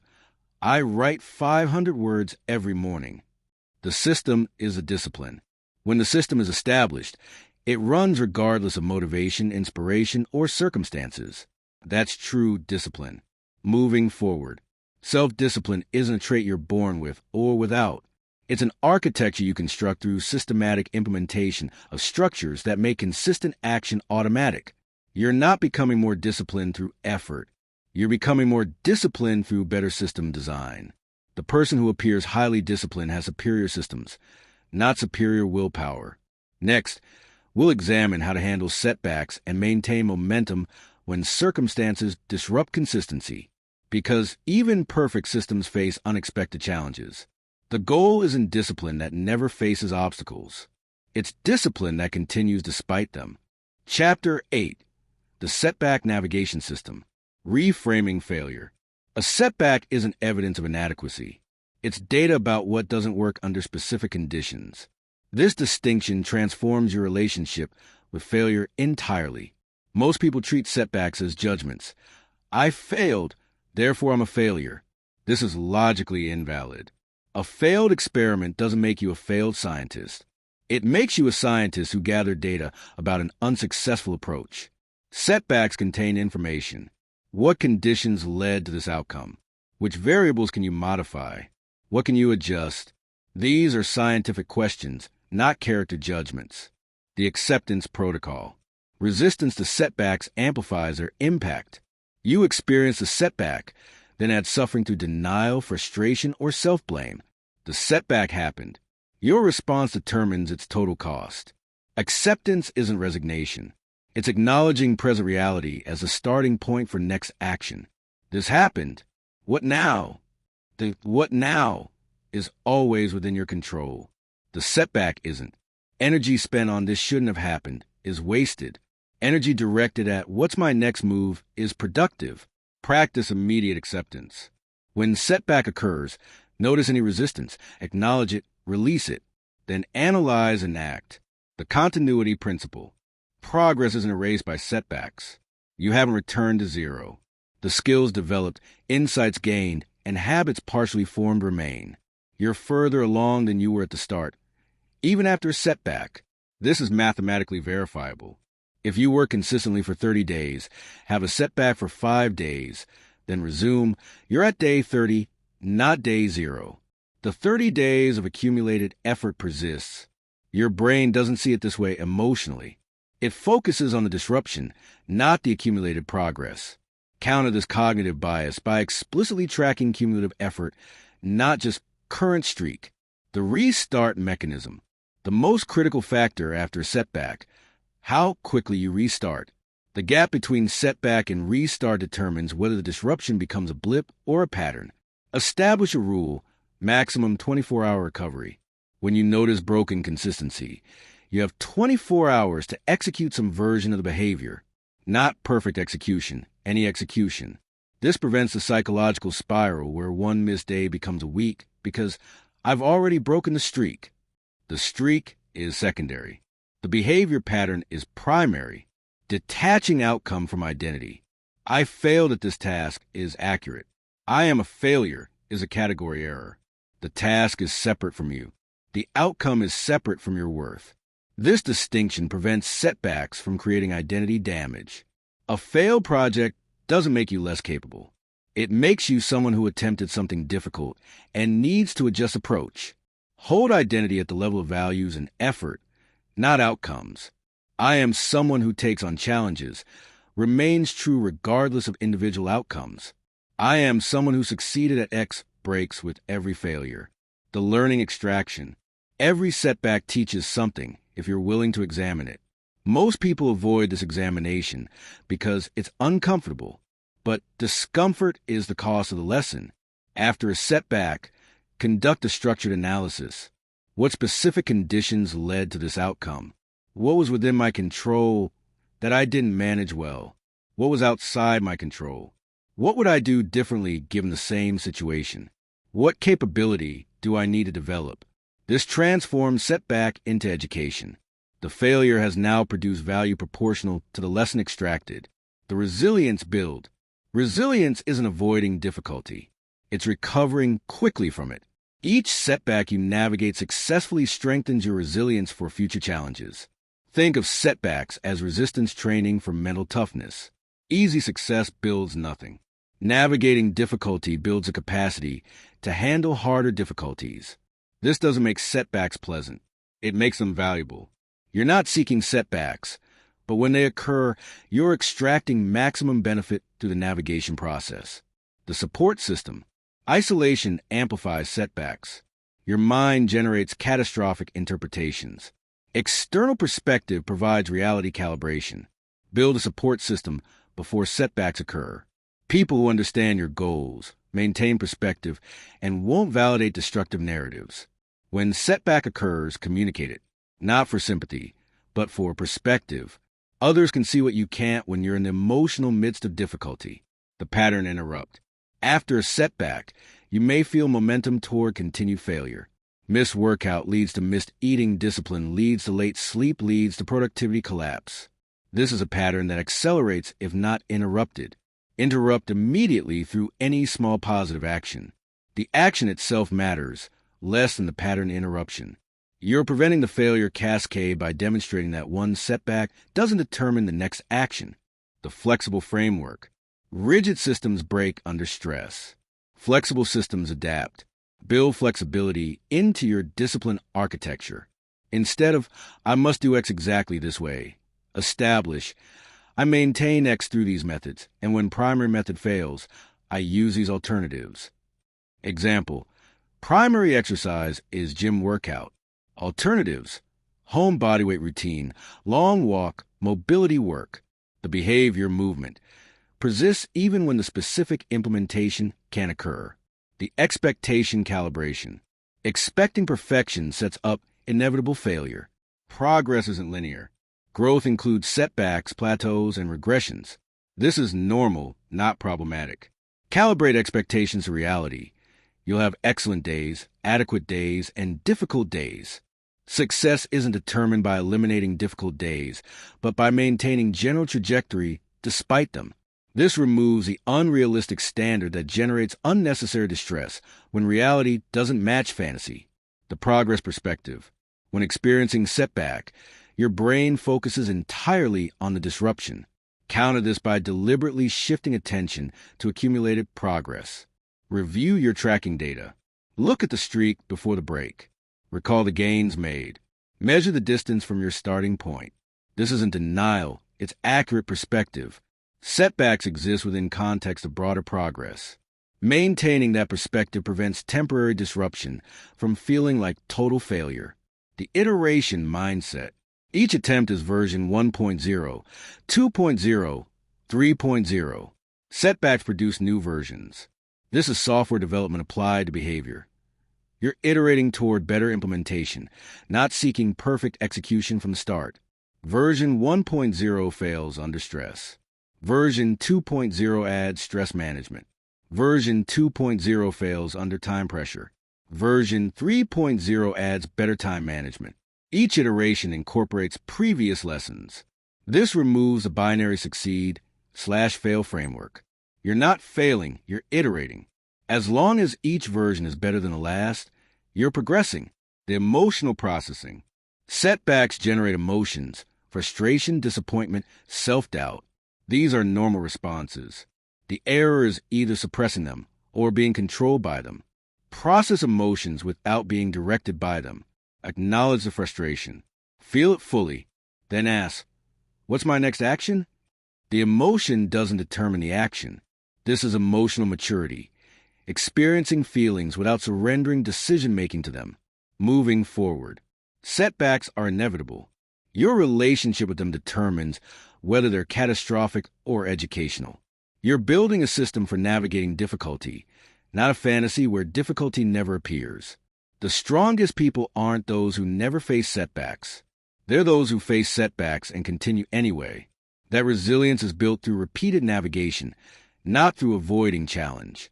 Next, we'll explore how tracking progress creates accountability and motivation that sustains consistency through both high and low periods. The goal isn't avoiding setbacks. It's becoming someone who navigates them effectively. Chapter 9, The Measurement Imperative. Why Tracking Transforms Performance. What gets measured improves. This isn't motivational folklore. It's documented across disciplines. The act of measurement changes behavior. Why? 3 mechanisms: awareness, accountability, and feedback loops. Awareness. Measurement reveals patterns invisible without data. You think you're consistent, but tracking shows gaps. You feel like you're not progressing, but metrics show steady improvement. Accountability. Creating a record makes action concrete. You can lie to yourself about vague intentions. You can't lie about empty tracking boxes. Feedback. Measurement provides objective assessment of what's working. Not feelings or impressions, but actual results. This enables intelligent adjustment. The aggregation phenomenon. Individual actions feel insignificant. One workout doesn't transform your body. One writing session doesn't create a book. Your brain concludes, this doesn't matter. Tracking reveals the aggregation. That insignificant workout is instance number 47 in a 365 instance pattern. That writing session is 500 words in an accumulating 75,000 word manuscript. The individual action is indeed insignificant. The pattern is transformational. Tracking makes the pattern visible when the individual action feels worthless. The streak psychology. Consecutive execution creates psychological investment. A 30-day streak represents 30 acts of commitment. Breaking it feels like losing accumulated value. This leverages loss aversion, the psychological principle that people are more motivated to avoid losses than achieve equivalent gains. Once you have a streak, maintaining it becomes motivating independent of the original goal. But use streaks carefully. If a broken streak causes complete abandonment, the tool is counterproductive. The behavior matters more than the streak. A broken streak with continued behavior is better than a perfect streak followed by quitting. What to measure? Measure process, not just outcome. Outcomes are partially outside your control. Process is entirely within it. Bad metric. Lost 5 pounds this week. Good metric. Follow nutrition protocol 6 of 7 days. The second is actionable and controllable. The first depends on variables beyond behavior. Track leading indicators. Actions that predict outcomes, rather than lagging indicators. Outcomes that reflect past actions. Leading indicators enable adjustment. Lagging indicators only confirm what already happened. The minimal tracking system. Tracking must be sustainable. Complex tracking systems fail because they require excessive effort to maintain. The tracking becomes harder than the behavior. Minimum viable tracking. Mark completion. Calendar X's, habit tracker checks. Simple log entries. The data is binary. Did it or didn't.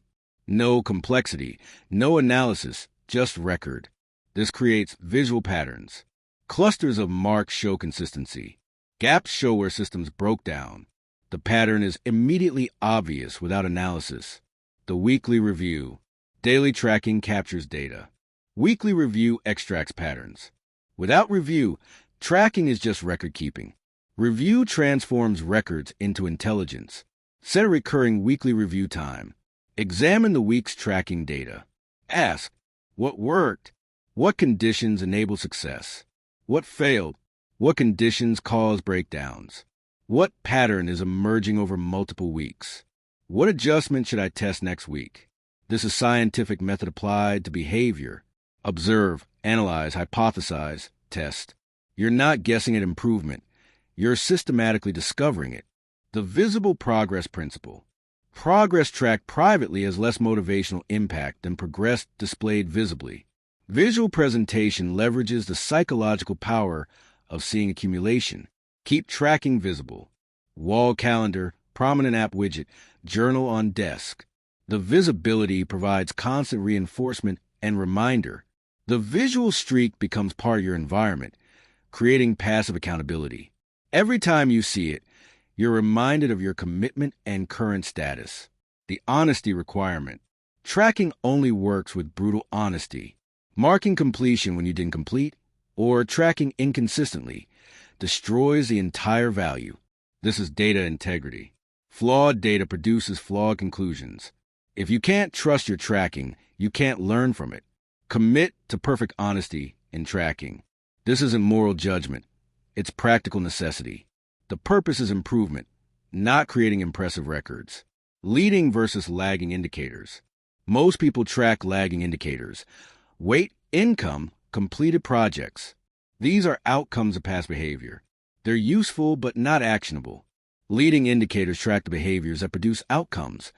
Workouts completed, hours focused, calories consumed. These are immediately actionable. Track both, but make decisions based on leading indicators. If leading indicators are good, but lagging indicators aren't improving, the lag is likely delay, not ineffectiveness. If leading indicators are poor, lagging indicators will eventually reflect that. The pattern recognition system. Individual data points are noise. Patterns over time are signal. Your job is pattern recognition. Look for time patterns. When do you consistently succeed? When do you consistently fail? Trigger patterns. What precedes success? What precedes failure? Streak patterns. How long do your consistent periods last? What end them? These patterns reveal the actual mechanisms of your behavior. Not what you think drives your actions, but what actually does. The adjustment protocol. Tracking without adjustment is useless. Data exists to inform decisions. The protocol. Identify a pattern in tracking data. Generate hypothesis about cause. Design specific intervention. Implement for defined test period. Measure results. Keep if effective. Discard if not. You're not making random changes. You're running systematic experiments informed by data. This is how improvement becomes systematic rather than accidental. The celebration integration. Small wins deserve recognition. Tracking reveals wins that feel insignificant. 7 consecutive days. First month completed, 100 total instances. Build in celebration markers. When you hit certain milestones, acknowledge them deliberately. Not elaborate rewards, but conscious recognition. This reinforces a behavior pattern. Your brain connects consistent action with positive recognition, making future consistency more likely. The transparency option. Public tracking adds accountability.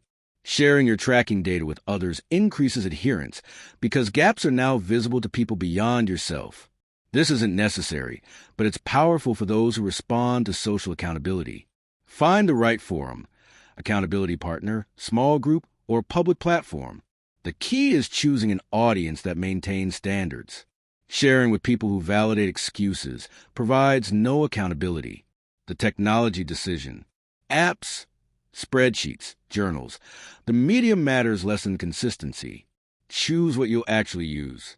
Physical tracking, calendar X's, journal, has visibility advantages. Digital tracking app, spreadsheets, has analysis advantages. Many people benefit from hybrid. Daily marking on physical calendar. Weekly transfer to digital for analysis. The redundancy reinforces a behavior. The long-term accumulation, months of tracking data, reveals macro patterns invisible in weeks. Seasonal variations, cyclical patterns, long-term trends. This information is gold. You're not guessing about what affects your consistency. You have years of evidence. You know precisely which conditions support success and which undermine it. Moving forward. Measurement transforms abstract commitment into concrete data. Data enables systematic improvement. Systematic improvement produces reliable results. You're not hoping consistency appears. You're tracking it, analyzing it, and engineering it through informed adjustments. Next, we'll examine how to eliminate excuses permanently by building a mindset that doesn't generate them. Because even perfect tracking fails if you allow yourself to stop tracking. The goal isn't just measuring progress. It's using measurement to create inevitable progress. Chapter 10. The Excuse Elimination Framework. The Anatomy of an Excuse. An excuse is a rationalization that justifies an action while protecting self-image. It allows you to avoid discomfort without acknowledging that you chose comfort over commitment. Structurally, excuses follow a pattern. I would do X, but Y prevents me. The excuse redirects responsibility from you to external circumstances. You're not choosing an action. Circumstances are forcing it. This is almost always logically false. Circumstances constrain options, but rarely eliminate them entirely. The excuse is identifying constraints and presenting them as elimination, the responsibility threshold. Everything changes when you accept 100% responsibility for outcomes.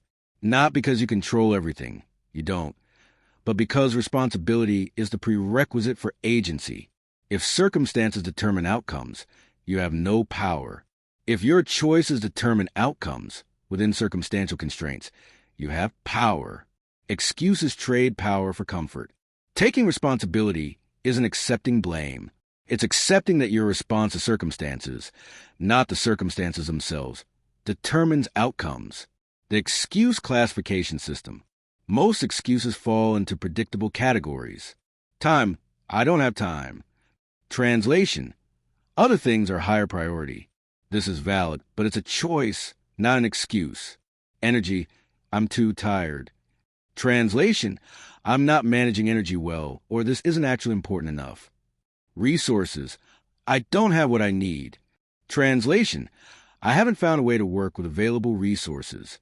Readiness, I'm not ready yet. Translation, I'm avoiding the discomfort of imperfect action. Circumstances, now isn't the right time. Translation, I'm waiting for conditions that may never arrive. Each excuse, when examined, reveals either a priority misalignment or a comfort choice disguised as external constraint. The priority audit. I don't have time is rarely accurate. You have time for what you prioritize. The excuse reveals priority structure. Conduct a time audit. Track how you actually spend time for 1 week. No judgment, just data. Where does time go? Usually, significant time goes to activities you'd never identify as priorities. Scrolling, streaming, low-value tasks. You have time. You're allocating it elsewhere. This isn't criticism. It's clarity. When you see actual allocation versus claim priorities, the mismatch reveals where excuses are masking choice. The question that eliminates excuses.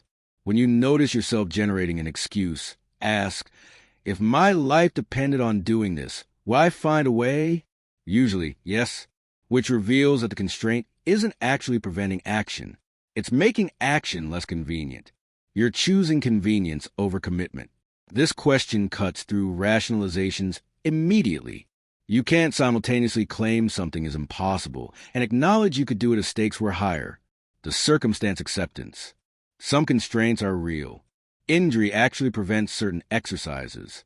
Financial limits actually constrain options. Time is genuinely finite. Accept real constraints without using them as blanket excuses. I can't run because of injury is valid. I can't exercise at all because I can't run is excuse. Constraint is specific. Excuse is overgeneralized. Work within constraints rather than using them to justify total inaction. This is problem solving, not excuse making. The elimination protocol. When you catch yourself making an excuse, identify the excuse. What am I telling myself? Test validity. Is this actually preventing action or just making it harder? Find alternative. If primary option is truly blocked, what could I do instead? Minimum action. What's the smallest step possible within constraints? Execute immediately. Take that step now before more excuses generate. This process takes seconds, but eliminates most excuses before they solidify into inaction. The pattern interrupt. Your brain has favorite excuses that appear reliably. I'm too tired. I'll do it tomorrow. It's not the right time. These are patterns, not unique responses to circumstances. Recognize your personal excuse patterns. When you notice them starting, interrupt immediately. That's my standard excuse. I'm acting anyway. The pattern loses power when you see it as pattern rather than legitimate assessment. You're not arguing with the excuse. You're recognizing it as automatic response and overriding it. The discomfort acknowledgement. Most excuses exist to avoid discomfort. Being honest about this removes their disguise. Instead of, I don't have time to exercise, say, exercise is uncomfortable and I'm choosing to avoid that discomfort. The honesty removes the excuse's protective function. You're not hiding behind rationalization. You're acknowledging choice. This makes the choice more conscious and often changes it. The future self-accountability. Ask, will my future self thank me for this excuse or resent me for it? 6 months from now, when you're experiencing the consequences of repeated inaction, will this excuse feel justified? Usually no. Your present self generates excuses that serve momentary comfort. Your future self bears the accumulated cost. Give future self a voice in present decisions. The social mirror. Tell someone else your excuse. Out loud. Hear how it sounds externally. I can't work on my business because Netflix releases good shows sound absurd when spoken to another person. But it didn't sound absurd in your head. External articulation often reveals excuse quality.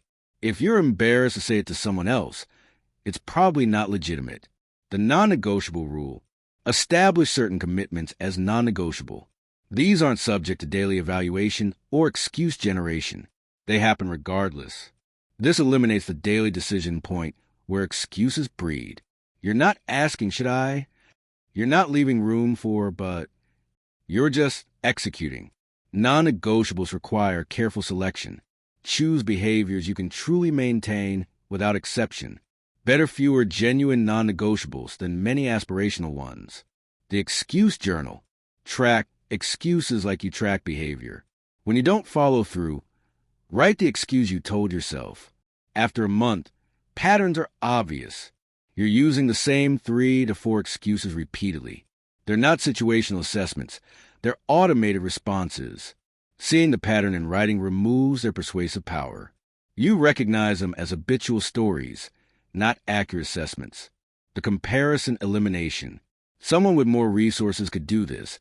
Is excuse disguised as observation? There's always someone with more advantages. There's always someone with fewer advantages achieving more. Comparison to others is logically irrelevant to your situation. Your choices don't depend on other circumstances. Focus on your actual constraints and actual options. The excuse cost calculation. Every excuse has cost. Track it. When you use an excuse to avoid action, note what you missed. Workout, work session, practice time, progress. After a month, add up the excuse costs. This is what you paid for momentary comfort. Usually the price is staggering. Seeing the accumulated cost often motivates excuse elimination more than any pep talk. Moving forward. Excuses are thinking errors. They feel true in the moment because they serve immediate comfort, but they sabotage long-term outcomes systematically. Eliminating excuses isn't about becoming harsher with yourself. It's about being more honest. You're not helpless against circumstances. You have choices, and you're making them. Next, we'll explore how repetition creates mastery and why consistent imperfect action beats occasional perfect performance. The goal isn't eliminating all constraints. It's eliminating the excuses that prevent working within them. Chapter 11. The science of repetition and mastery, the compound curve of practice mastery, isn't mysterious. It's a predictable outcome of repetition under progressively challenging conditions. Malcolm Gladwell's 10,000-hour rule oversimplifies, but captures a truth. Extensive deliberate practice separates experts from amateurs. The key word, deliberate. Not mindless repetition, but focused practice with attention to improvement. You're not just repeating, you're refining with each iteration. The compound effect appears here too. Early practice produces minimal visible skill gain.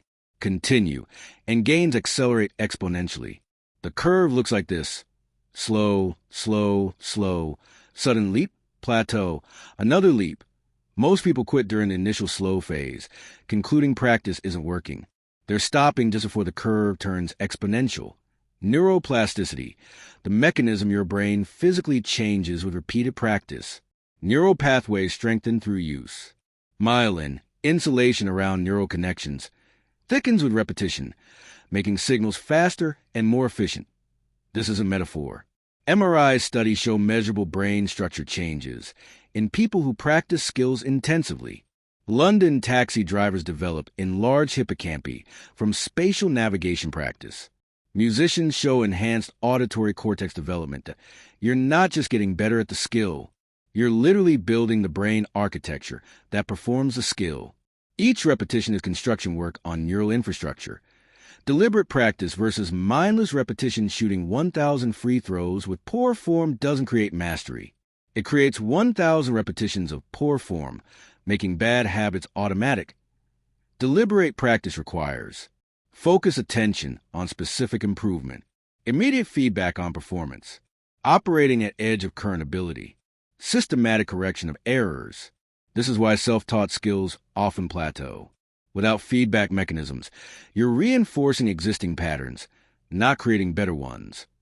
The plateau pattern learning curves aren't smooth. They're stepped, period of rapid improvement, then plateau, then another jump. This is how skill acquisition actually works.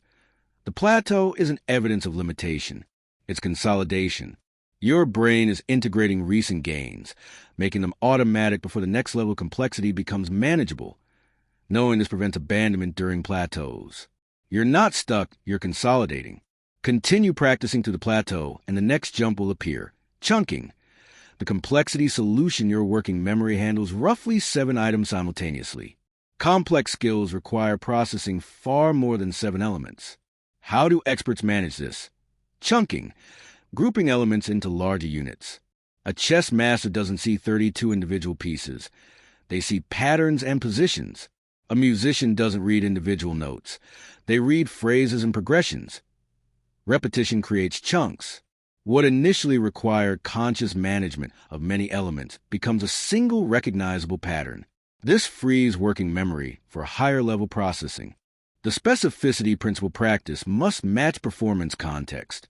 Basketball players practice the specific shots they'll take in games, under game-like conditions.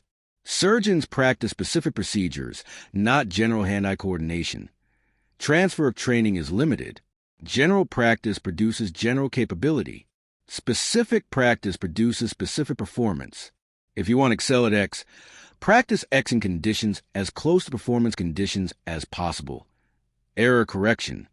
The feedback loop repetition without error correction reinforces mistakes. The feedback loop is critical. Perform, assess, adjust, repeat. This requires honest assessment. Most people are either too harsh, focusing only on errors, or too lenient, avoiding uncomfortable truths. Effective feedback is accurate.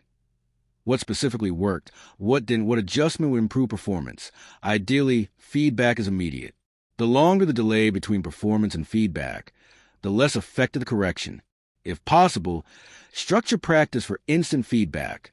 The boredom barrier mastery requires extensive repetition of basics. This becomes boring. The excitement of novelty fades. You're doing the same thing repeatedly, seeing minimal improvement. This is where most people quit. They seek new techniques, different approaches, more interesting activities.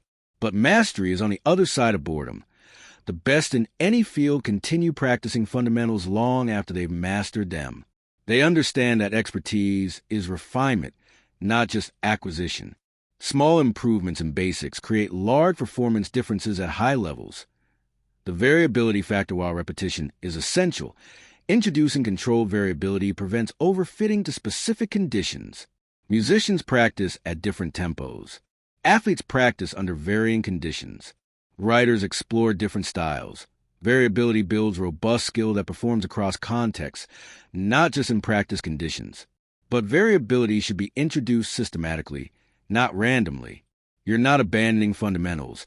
You're testing them across conditions. The recovery requirement skill consolidation happens during rest, particularly sleep. REM sleep appears to be when the brain processes and integrates practice from waking hours. This means recovery isn't optional. It's when the gains from practice become permanent. Practicing to exhaustion without adequate recovery is less effective than moderate practice with good recovery. Build recovery into your practice architecture. Not just physical recovery, but cognitive recovery. Your brain needs downtime to process and consolidate learning. The measurement imperative track practice quantity and quality. How many repetitions? Under what conditions? What specific improvements occurred? This serves multiple functions, maintains accountability, reveals patterns and improvement, identifies what practice methods work best for you. Many people practice inconsistently and wonder why they're not improving. They're not tracking, so they don't realize their practice is sporadic and unfocused. The coaching advantage external observation identifies errors you can't self-detect. A coach sees what you're doing, not what you think you're doing. That if coaching isn't available, video analysis serves similar function. Watching yourself perform reveals discrepancies between intention and execution. The goal isn't dependence on coaching, it's building accurate self-assessment. Eventually, you internalize the coach's perspective and can self-correct effectively. The progressive overload principle: to continue improving, practice must remain challenging. If it becomes comfortable, you're no longer operating at the edge where growth happens. Systematically increase difficulty. Faster tempo, heavier weight, more complex problems, tighter constraints. The increase should be gradual, enough to challenge but not overwhelm. This is how strength training works.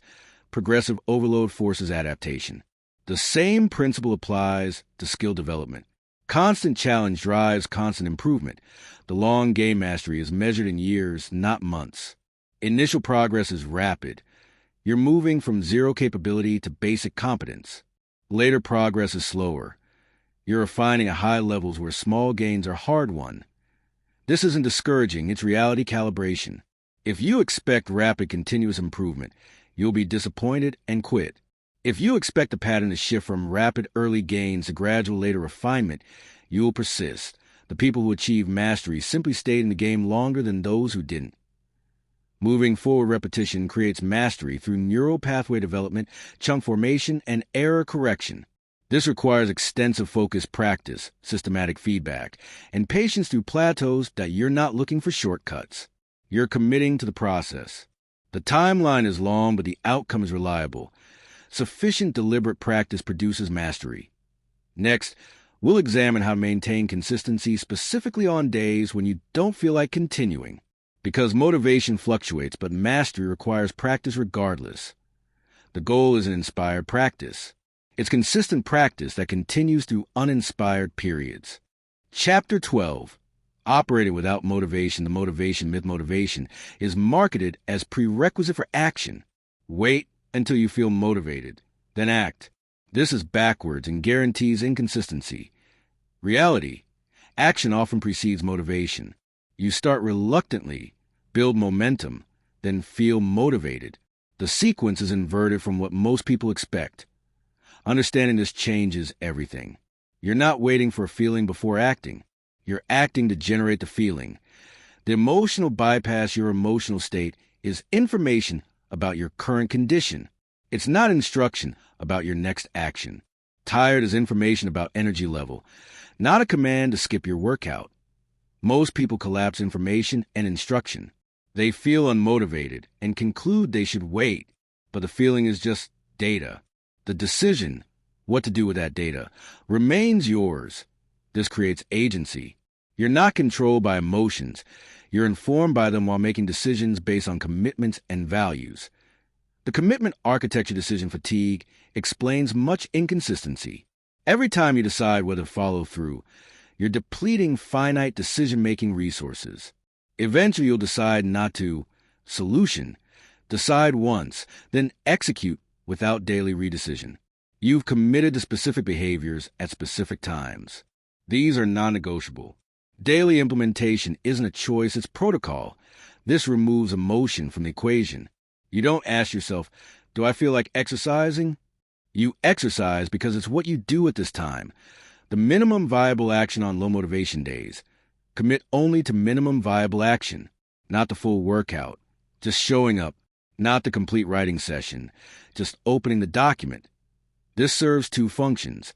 Maintains a neural pathway, most important, and usually builds momentum that carries you further than minimum. The psychological shift is critical. You're not facing an entire overwhelming task. You're facing a trivial minimum. Resistance decreases proportionally. The identity foundation, when behavior is identity expression rather than goal pursuit, motivation becomes less relevant. You don't exercise to achieve fitness, requires motivation. You exercise because you're someone who moves daily, identity expression. That identity-based action persists through motivation fluctuations because it's not dependent on external goals. It's simply who you are. Build identity through repeated behavior evidence. You become what you consistently do, not what you occasionally do when motivated. The environment will override your environment program's default behavior. If your environment makes unmotivated action difficult, you'll skip it. If your environment makes it automatic, you'll do it. Set up conditions the night before. Workout clothes laid out. Coffee maker ready. Workspace cleared and prepared. You're reducing tomorrow morning's activation energy when motivation might be low. This is preparation compensating for predicted low motivation. You're not relying on future self's willpower. You're engineering circumstances that make action easy. The pattern recognition track, when motivation is consistently low. Time of day? Day of week? After certain events? These patterns reveal the actual cause of low motivation. That if motivation crashes every afternoon, that's likely energy management, not lack of discipline. Solution: shift demanding tasks to morning or improve afternoon energy through better lunch choices. That you're debugging the system rather than blaming yourself. The problem isn't your character. It's a systematic pattern with identifiable cause. The routine strength. Well-established routines execute despite motivation because they're habit-level automatic. You brush teeth without motivation because the routine is deeply ingrained. Build exercise, work, or practice into similarly strong routines. Same time, same sequence, same context. Eventually, the routine executes automatically regardless of motivation state. This takes weeks to establish, but becomes self-perpetuating once integrated. You're building toward automation, not permanent effortful execution. The accountability leverage. External accountability adds resistance to quitting when someone else knows your commitment. Skipping carries social costs that internal motivation doesn't provide. Choose accountability carefully. Someone who accepts excuses provides no accountability. Someone who calls out rationalization while maintaining support provides genuine accountability. The accountability doesn't create motivation. It creates consequence for lack of follow-through that your internal motivation might not provide on low days. The future-present bridge. Motivation relates to how vividly you can imagine future consequences. Abstract, distant benefits don't motivate. Concrete, near-term consequences do. Make future consequences present through detailed visualization. Not vague, I'll be healthier, but specific sensory details of how you'll feel, look, and function with continued consistency. Similarly, visualize consequences of inconsistency. Not vague regret, but specific losses and limitations. This makes future outcomes emotionally present, providing motivation when natural motivation is absent. The energy management. Low motivation often correlates with low energy. Instead of fighting through fatigue with willpower, address the energy deficit. Primary levers: sleep, nutrition, movement, stress management. These aren't optional foundations. They're prerequisites for sustainable consistency. Adequate sleep, 7 to 8 hours, affects every cognitive and physical system. Poor sleep guarantees low motivation. Optimizing sleep is higher leverage than any motivation technique. The micro-commitment. When facing strong resistance, commit to the smallest possible action. Not, I'll work out for an hour. Just, I'll put on workout clothes. Not, I'll write for 30 minutes. Just, I'll write one sentence. The commitment is so small that resistance dissolves. Once you've done the micro-action, continuing is far easier than starting was. Most resistance is to starting, not to continuing. The micro-commitment bypasses starting resistance. The consistency over intensity. On low motivation days, showing up at 50% beats not showing up at all. The consistency maintains the neural pathway. The reduced intensity prevents burnout. Many people think it's all or nothing, either full effort or skip entirely. This binary thinking kills consistency. Reality: any effort maintains momentum better than zero effort. Permission to do less than perfect removes the excuse that if you can't do it fully, you shouldn't do it at all. Moving forward. Motivation is unreliable fuel. Building systems that function without it creates sustainable consistency. You're not becoming superhuman. You're becoming systematic. The goal isn't feeling motivated. It's acting regardless of whether you feel motivated. Over time, this becomes your default mode. You simply do what's committed regardless of emotional state. Next, we'll explore how small daily wins compound into extraordinary long-term outcomes through the mathematics of marginal gains. The goal isn't motivation independence through gritted teeth. It's engineering systems where motivation is irrelevant. Chapter 13. The compound power of marginal gains. The 1% rule. James Clear popularized this concept. 1% daily improvement compounds to 37x better in a year. 1% daily decline compounds to nearly zero. The math is straightforward. 1.01 caret 365 equals 37.78. Most people intuitively grasp that small improvements add up. They miss that improvements multiply through time. This is compound interest applied to behavior. The psychological challenge. 1% improvement is nearly invisible daily. You work hard and see minimal difference. Your brain concludes the effort isn't working. But imperceptible daily changes produce dramatic annual transformation. The aggregation principle. No single action transforms anything. One workout doesn't create fitness. One sales call doesn't build a business. One healthy meal doesn't establish wellness. But these actions aggregate systematically. The 365th workout operates on a foundation built by the previous 364. The effect is cumulative and multiplicative. This explains why consistency beats intensity. Moderate daily effort compounds more effectively than occasional heroic effort because the compound effect requires time and repetition. The valley of disappointment. The compound curve is deceptive. Early efforts produce sublinear returns. You're working hard but seeing minimal results. This is the valley of disappointment where most people quit. The curve shape, flat or barely increasing initially, then suddenly exponential. But suddenly is misleading. The exponential rise results from accumulated effort crossing a threshold where effects become visible. Understanding this pattern prevents premature abandonment. Invisible progress is still progress. You're accumulating below the visibility threshold. Continue and you'll cross it. The plateau of latent potential.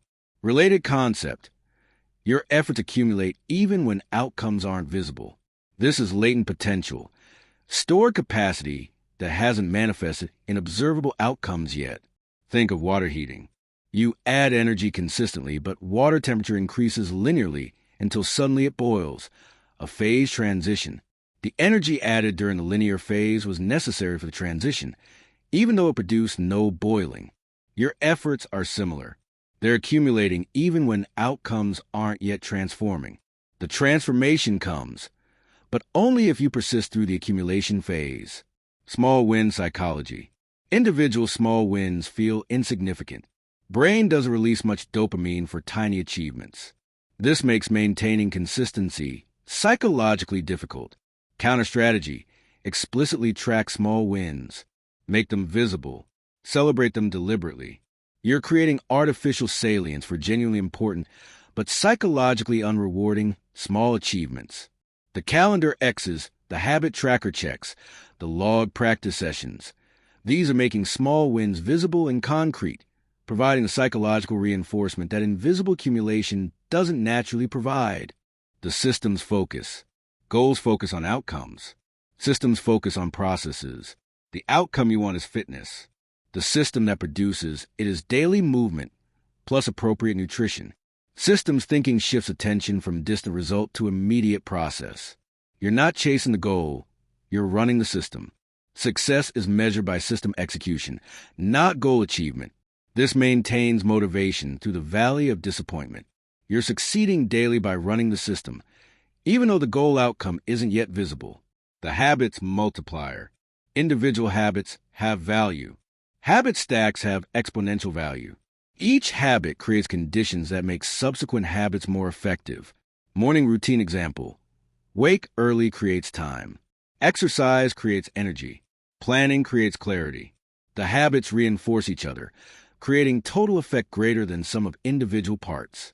Design habit stacks deliberately, not random collection of behaviors, but integrated system where each component strengthens the others. The subtraction power. People focus on adding beneficial behaviors. Often subtracting harmful behaviors has higher impact. Adding exercise while maintaining poor sleep provides limited benefit. Fixing sleep quality multiplies exercise effectiveness. Removing information junk, endless social media, frees cognitive resources for valuable focus. Audit current behaviors, which are actively harmful. Eliminating one damaging pattern often produces more improvement than adding 3 beneficial ones. The feedback visibility. The compound effect is invisible until it isn't. This creates a feedback problem. You're not getting reinforcement during the critical early accumulation phase. Solution: create artificial feedback through measurement. Track the inputs, workouts completed, hours focused, days consistent. Even when outputs, fitness level, projects completed, skills mastered, aren't yet visible. You're making the process visible when the results aren't. Maintaining motivation through data that shows you're doing what's necessary even though you're not yet seeing what you want. The patience requirement. Compound effects require time. This is non-negotiable. You can optimize the rate, but you can eliminate the time requirement. Most people expect results on a timeline. That's mathematically impossible. They quit during the necessary accumulation phase, just before the curve turns exponential. Calibrate expectations to reality. Meaningful transformation typically requires months to years, not days to weeks. This isn't pessimism. It's accuracy that prevents premature abandonment. The consistency multiplier. Irregular high-intensity effort produces minimal compound effect. Regular moderate effort produces maximum compound effect. 10 hours of practice once a month, less than 1 hour daily. The daily practice maintains and builds on previous days. The monthly practice loses ground between sessions. Compound effects require consistency because they're built on accumulated layers. Each layer needs a foundation of previous layers. Gaps in consistency create gaps in foundation, slowing or preventing the compound curve. The threshold crossing. Many improvements show no visible effect until crossing a threshold, then show dramatic effect. Weight loss example. You lose steadily, but clothes fit the same. Then suddenly you drop a size. The threshold effect creates perception that nothing was happening until suddenly it was. But the sudden change resulted from accumulated subthreshold changes. Understanding threshold effects prevents discouragement during the subthreshold accumulation phase. You're making progress. It's just not yet visible because you haven't crossed the threshold. The exponential mindset. Linear thinking. I improve X amount per day, so in 30 days I'll be 30x better. This misses the compound effect. Exponential thinking. I improve X amount per day, and each improvement builds on previous improvements, creating acceleration. In 30 days I'll be Y better, where Y greater than 30x. This isn't optimism, it's accuracy. Compound effects are exponential, not linear.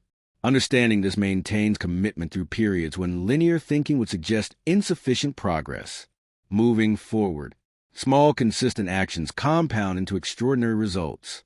But the compound curve is deceptive. Flat initially, exponential later. Most people quit during the flat phase. Understanding the mathematics of marginal gains prevents this error. You know early efforts are accumulating even when not visible. You know crossing the visibility threshold requires patience, but is mathematically inevitable with consistency. Next, we'll examine how environmental design shapes behavior more powerfully than willpower ever could, because small changes to surroundings create large changes to outcomes. The goal isn't massive actions. It's consistent small actions that compound over time. Chapter 14, Environmental Architecture. The Context Dominance Principle. Your environment shapes behavior more powerfully than conscious intention does. This is empirically documented across psychology, behavioral economics, and neuroscience. People overestimate their willpower and underestimate their environment's influence. They think, I'll resist temptation, while surrounding themselves with temptation. This is fighting a losing battle against environmental design. Better approach. Design environments where desired behaviors are easy and undesired behaviors are difficult. You're not relying on willpower. You're engineering the path of least resistance. The cue visibility factor. Behaviors are triggered by environmental cues. Seeing phone triggers checking it. Seeing TV triggers watching it. Seeing junk food triggers eating it. Make cues for good habits visible and cues for bad habits invisible. Want to read more? Place books everywhere. Want less screen time? Put devices in drawers out of sight. This isn't about memory. You know your phone exists. It's about trigger management. Invisible cues don't trigger behavioral impulses the way visible ones do. The friction principle. Every behavior has associated friction. The effort required to execute. High friction discourages behavior. Low friction encourages it. Reduce friction for desired behaviors. Gym clothes laid out, healthy food pre-prepped, work materials ready. Increase friction for undesired behaviors. Phone in another room, junk food not purchased, distracting apps deleted. Small friction changes produce large behavior changes. Adding 20 seconds to access social media by requiring multi-step login significantly reduces usage. This seems trivial, but it's not. Friction works. The default architecture. People take the path of least resistance. Whichever option requires less effort becomes a default action. This is so reliable it's used in policy design. Default enrollment in retirement plans dramatically increases participation. Structure your environment so desired behaviors are the default. Want to eat healthy? Have only healthy food available. Want to focus during work hours? Default location is distraction-free workspace. You're not fighting temptation. You're making alternatives less available. The social environment. Your social environment might be the most powerful influence on behavior. You unconsciously adopt the habits, attitudes, and standards of people you spend time with. This is documented in obesity research. Your likelihood of obesity correlates with your social network's obesity rates. Happiness research. Happiness is partially socially transmitted. And habit research. Behaviors cluster in social groups. Implication. Evaluate your social environment honestly. Are the people around you modeling the behaviors you want? If not, either modify who you spend time with or actively resist social influence, which requires enormous energy. The physical space design. Your physical workspace affects focus, creativity, and productivity measurably. Cluttered, chaotic spaces impair concentration. Well-organized spaces enhance it. This is an aesthetic preference. It's cognitive load. Visual clutter creates background cognitive load, leaving fewer resources for primary tasks. Optimize workspace. Minimal visual distraction, good lighting, comfortable ergonomics, only relevant materials present. You're reducing cognitive overhead through environmental design. The digital environment. Your digital environment, apps, notifications, feeds, shapes attention and behavior as powerfully as physical environment. Audit ruthlessly. Which apps actually serve your goals? Which are attention parasites? Which notifications are necessary? Which are engineered to create compulsive checking? Design digital environment as carefully as physical. Remove addictive apps. Disable non-essential notifications. Use blocking software during focus time. Curate information sources to high quality only. The temporal architecture. Time of day affect performance dramatically. Cognitive performance peaks mid-morning for most people, dips mid-afternoon, has secondary peak early evening. Schedule demanding work during peak times. Protect these periods from meetings and interruptions. Accept that some hours are lower productivity and schedule accordingly. This is working with biology instead of against it. You're not forcing equal productivity across all hours. You're concentrating effort when cognitive resources are optimal. The sensory environment. Environmental factors like temperature, lighting, sound affect performance, and mood. These seem minor, but their cumulative effect is substantial. Optimize what you can control. Appropriate temperature. Slightly cool enhances alertness. Good lighting. Ideally natural light. Manage sound, either silence or appropriate background depending on task. These don't seem like major factors individually. Collectively, they significantly impact sustained performance over hours. The preparation principle. Setup time creates friction. The more setup required, the less likely you'll execute the behavior. Minimize setup through preparation. Want to exercise consistently? Prepare everything the night before. Want to eat healthy breakfast? Pre-prep components. Want to focus immediately upon arriving at desk? Have environment ready before sitting down. You're making the desired behavior require minimal activation energy. This dramatically increases execution likelihood. The commitment device. Commitment devices are environmental constraints that make certain behaviors difficult or impossible. Ulysses tied to the mast is classic example. Modern applications. Internet blocking software during focus time. Giving credit cards to trusted friend if spending is problematic. Scheduling early morning accountability calls to force waking early. These aren't cheating or admitting weakness.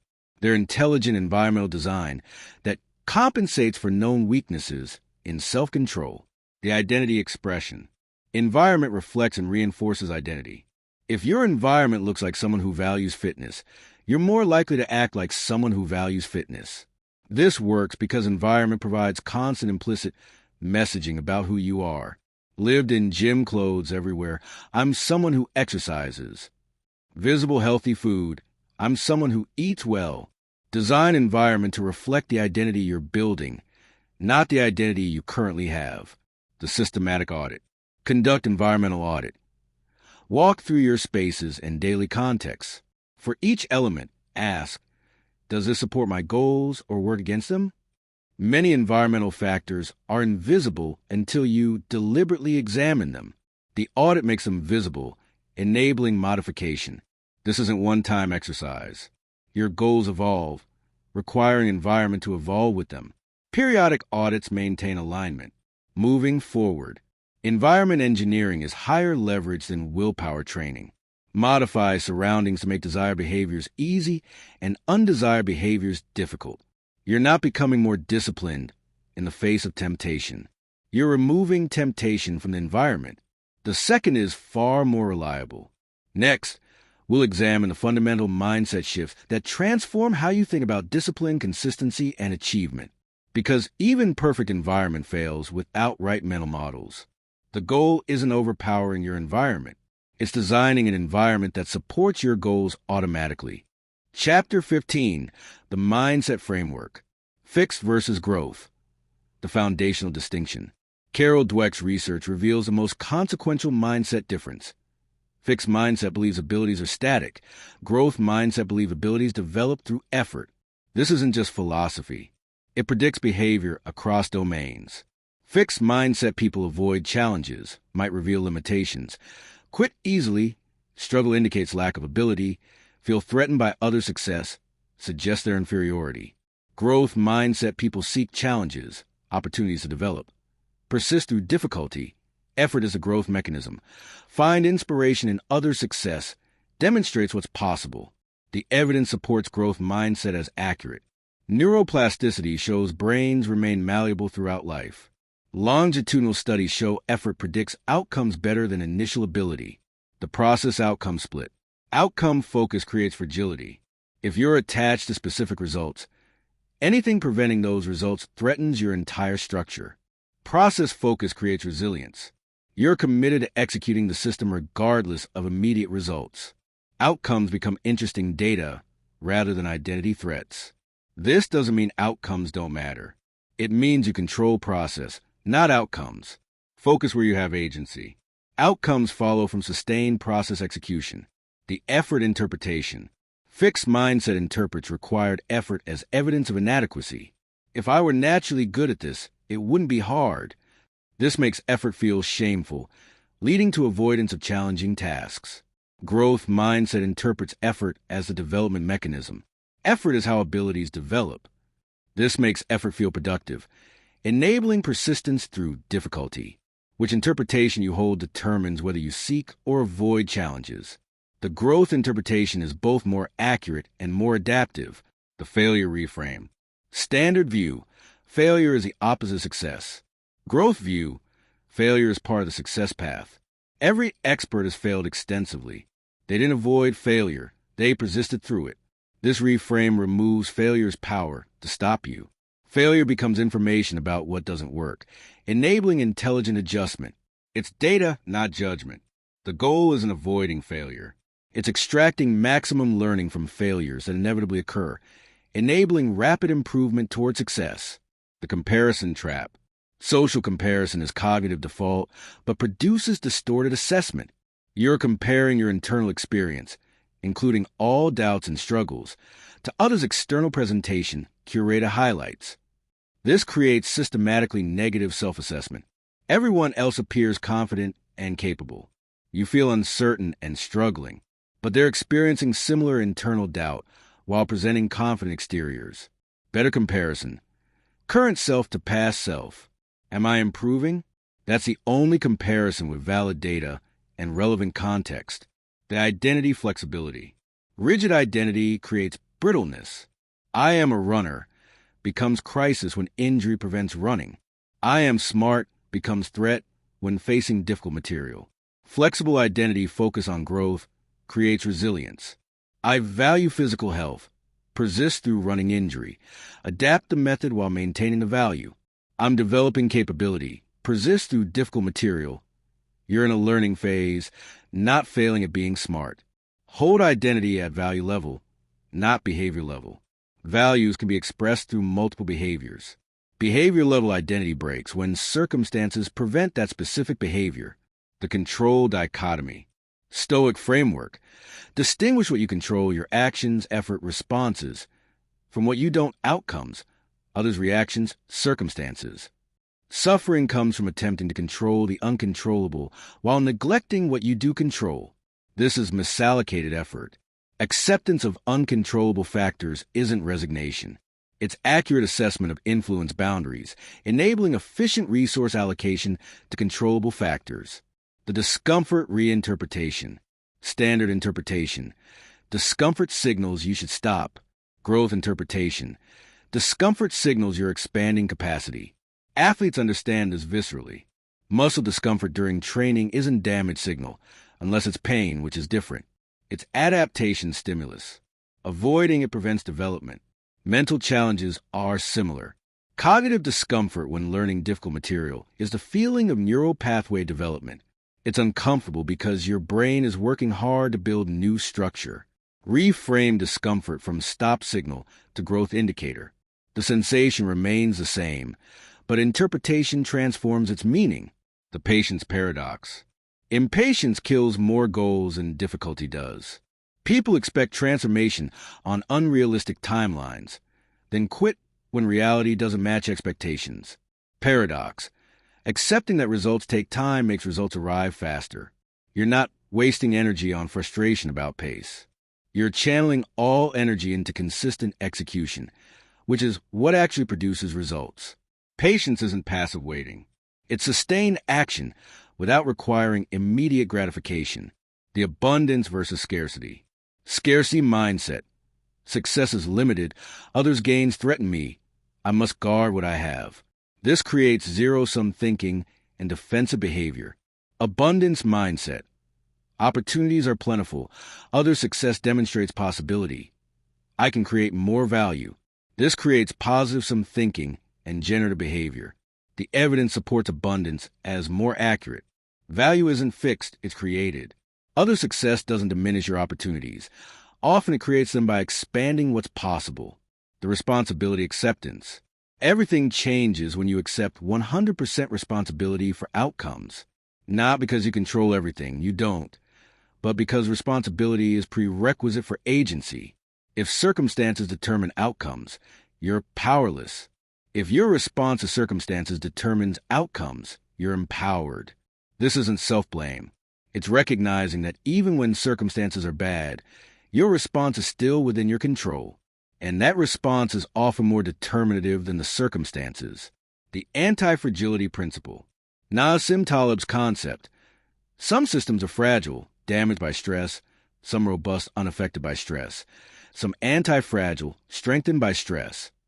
You can deliberately develop anti-fragility, approaching challenges as strengthening rather than threatening, using setbacks as development opportunities, seeking appropriate difficulty. This isn't toxic positivity. It's strategic development of capacity through controlled exposure to challenge. Moving forward. Mindset isn't fixed. It's chosen through repeated interpretation patterns. Every situation can be interpreted through fixed or growth lens, scarcity or abundance frame, fragile or anti-fragile approach. Your interpretations become automatic through repetition. Choose deliberately because you're programming your default response patterns. Next and finally, we'll integrate everything into a comprehensive system for lifelong consistency, because understanding components is valuable only if you can combine them into functioning whole. The goal isn't collecting mental models. It's internalizing frameworks that automatically generate adaptive responses. Chapter 16, The Lifelong Consistency System. Integration over addition. You've encountered 15 chapters of frameworks, strategies, and principles. The error would be trying to implement everything simultaneously. That's overwhelming and unsustainable. Integration means finding the minimal set of practices that produce maximum results for your specific situation. Not maximalist accumulation, but strategic selection. This chapter provides the integration framework, how to combine previous chapters into a coherent system tailored to your goals, constraints, and psychology. The foundation layer. Start with foundational practices that support everything else. Sleep optimization. 7 to 8 hours consistently. This affects every cognitive and physical system. It's the highest leverage intervention. Basic movement. Daily activity, even minimal. Not aggressive exercise program. Just consistent movement that maintains baseline physical capability. Nutrition adequacy. Not perfect diet, but adequate nutrition that fuels rather than impairs performance. Eliminate obviously harmful patterns first. These aren't goals. They're infrastructure. Everything else builds on this foundation. Attempting advanced consistency without this foundation is building on sand. The keystone habit.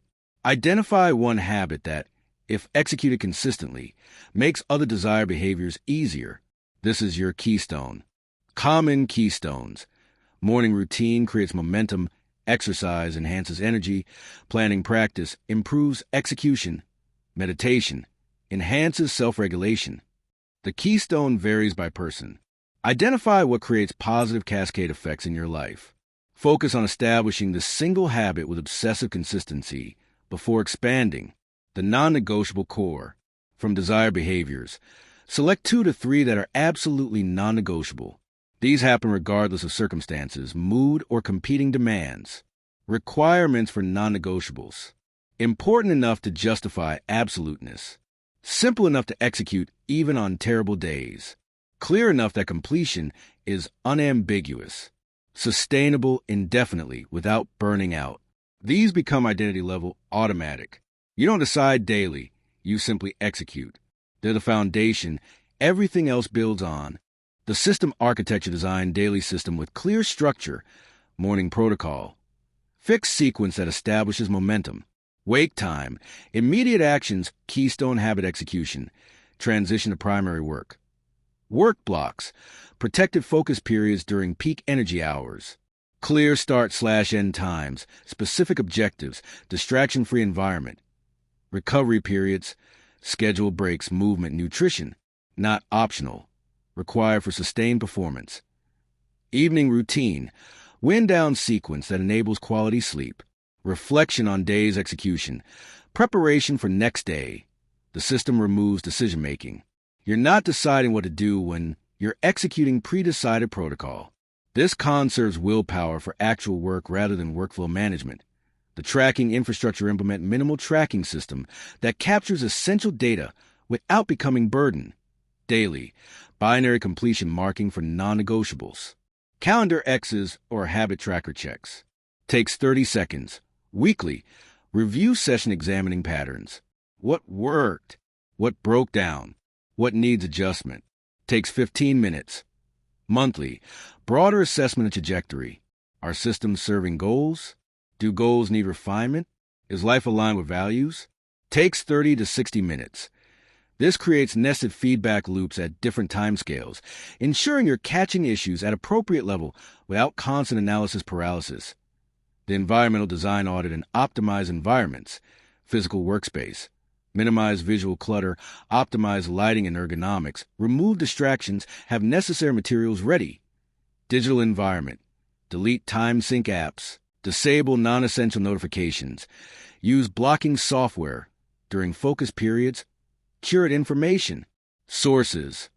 Social environment. Increase time with people modeling desired behaviors. Decrease time with those reinforcing behaviors you're trying to change. Find accountability partners. Environment should make desired behaviors easy and undesired behaviors difficult. You're engineering success rather than relying on willpower. The energy management optimizes the biological systems that enable consistency. Sleep. Non-negotiable 7 to 8 hours. Use sleep hygiene practices. Consistent schedule. Cool darkroom. No screens before bed. Appropriate wind-down routine. Nutrition. Focus on eliminating actively harmful patterns rather than perfect optimization. Adequate protein, vegetables, hydration. Minimize processed food and sugar crashes. Movement. Daily activity that maintains physical capacity and energy. Not necessarily intense, just consistent. Movement generates energy when done appropriately. Stress management. Regular practices that prevent chronic stress accumulation. This might be meditation, nature exposure, social connection, or hobby engagement. These aren't separate from your consistency system. They're the foundation operates on. Chapter 16, The Lifelong Consistency System, continued. The system architecture. Design daily system with clear structure. Morning protocol. Fixed sequence that establishes momentum. Wake time. Immediate actions. Keystone habit execution. Transition to primary work. Work blocks. Protected focus periods during peak energy hours. Clear start/end times. Specific objectives. Distraction-free environment. Recovery periods. Schedule breaks. Movement. Nutrition. Not optional. Required for sustained performance. Evening routine. Wind-down sequence that enables quality sleep. Reflection on day's execution. Preparation for next day. The system removes decision-making. You're not deciding what to do when you're executing pre-decided protocol. This conserves willpower for actual work rather than workflow management. The tracking infrastructure. Implement minimal tracking system that captures essential data without becoming burden. Daily, binary completion marking for non-negotiables. Calendar X's or habit tracker checks. Takes 30 seconds. Weekly, review session examining patterns. What worked? What broke down? What needs adjustment? Takes 15 minutes. Monthly, broader assessment of trajectory. Are systems serving goals? Do goals need refinement? Is life aligned with values? Takes 30 to 60 minutes. This creates nested feedback loops at different timescales, ensuring you're catching issues at appropriate level without constant analysis paralysis. The environmental design. Audit and optimize environments. Physical workspace. Minimize visual clutter. Optimize lighting and ergonomics. Remove distractions. Have necessary materials ready. Digital environment. Delete time sync apps. Disable non-essential notifications. Use blocking software during focus periods. Curate information sources. Social environment. Increase time with people modeling desired behaviors. Decrease time with those reinforcing behaviors you're trying to change. Find accountability partners. Environment should make desired behaviors easy and undesired behaviors difficult. You're engineering success rather than relying on willpower. The energy management. Optimize the biological systems that enable consistency. Sleep. Non-negotiable 7 to 8 hours. Use sleep hygiene practices. Consistent schedule. Cool darkroom. No screens before bed. Appropriate wind-down routine. Nutrition. Focus on eliminating actively harmful patterns rather than perfect optimization. Adequate protein, vegetables, hydration. Minimize processed food and sugar crashes. Movement. Daily activity that maintains physical capacity and energy. Not necessarily intense, just consistent. Movement generates energy when done appropriately. Stress management. Regular practices that prevent chronic stress accumulation. This might be meditation, nature exposure, social connection, or hobby engagement. These aren't separate from your consistency system. They're the foundation operates on. The flexibility protocol. Rigid systems break. Build flexibility. Scaling options. Full version behavior for good days. Minimal version for difficult days. Never skip entirely. Scale appropriately. Alternative methods. If primary method is blocked, gym closed, routine disrupted, have pre-identified alternatives that maintain the essential behavior. Recovery protocol. When consistency breaks. Immediate resumption. Maximum 24-hour gap. Execute any version of the behavior to maintain neural pathway. Flexibility prevents the all-or-nothing thinking that destroys consistency when circumstances inevitably disrupt plans. The progress metrics. Track leading indicators, behaviors you control, rather than just lagging indicators, outcomes of past behaviors. Leading, workouts completed, focus hours logged, sleep hours achieved, daily system execution rate. Lagging, fitness level, project completed, skills developed, goals achieved. Make decisions based on leading indicators. They're immediately actionable and fully within your control. Lagging indicators provide outcome feedback, but aren't directly controllable. The mindset maintenance. Consistency isn't just behavioral, it's cognitive. Regular practices that maintain productive mental models. Growth mindset reinforcement. When facing challenges, explicitly reframe. This is difficult and I'm developing capability. Not I can't, but I can't yet. Process focus. Measure success by system execution, not just outcomes. You succeeded today if you ran the system, regardless of results. Long-term perspective. Regular reminders that meaningful change takes months to years. Calibrate expectations to reality to prevent premature abandonment. Identity alignment.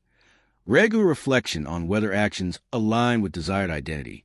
Not did I achieve a goal, but am I becoming the type of person I want to be? These mental practices prevent the cognitive drift that undermines behavioral consistency. The social architecture. Humans are social creatures. Leverage this. Accountability partners. Someone tracking similar goals who you check in with regularly. Mutual accountability is more effective than one-directional. Community participation. Groups focus on your development area. Even passive participation, reading forums, attending meetups, creates social reinforcement. Selective social exposure. Conscious decisions about who you spend time with. Not abandoning relationships, but strategically increasing time with people who model desired behaviors. Public commitment. For major goals, appropriate level of public declaration. Creates social pressure that reinforces commitment. Social environment shapes behavior more than most people realize. Design it deliberately. The recovery and adaptation.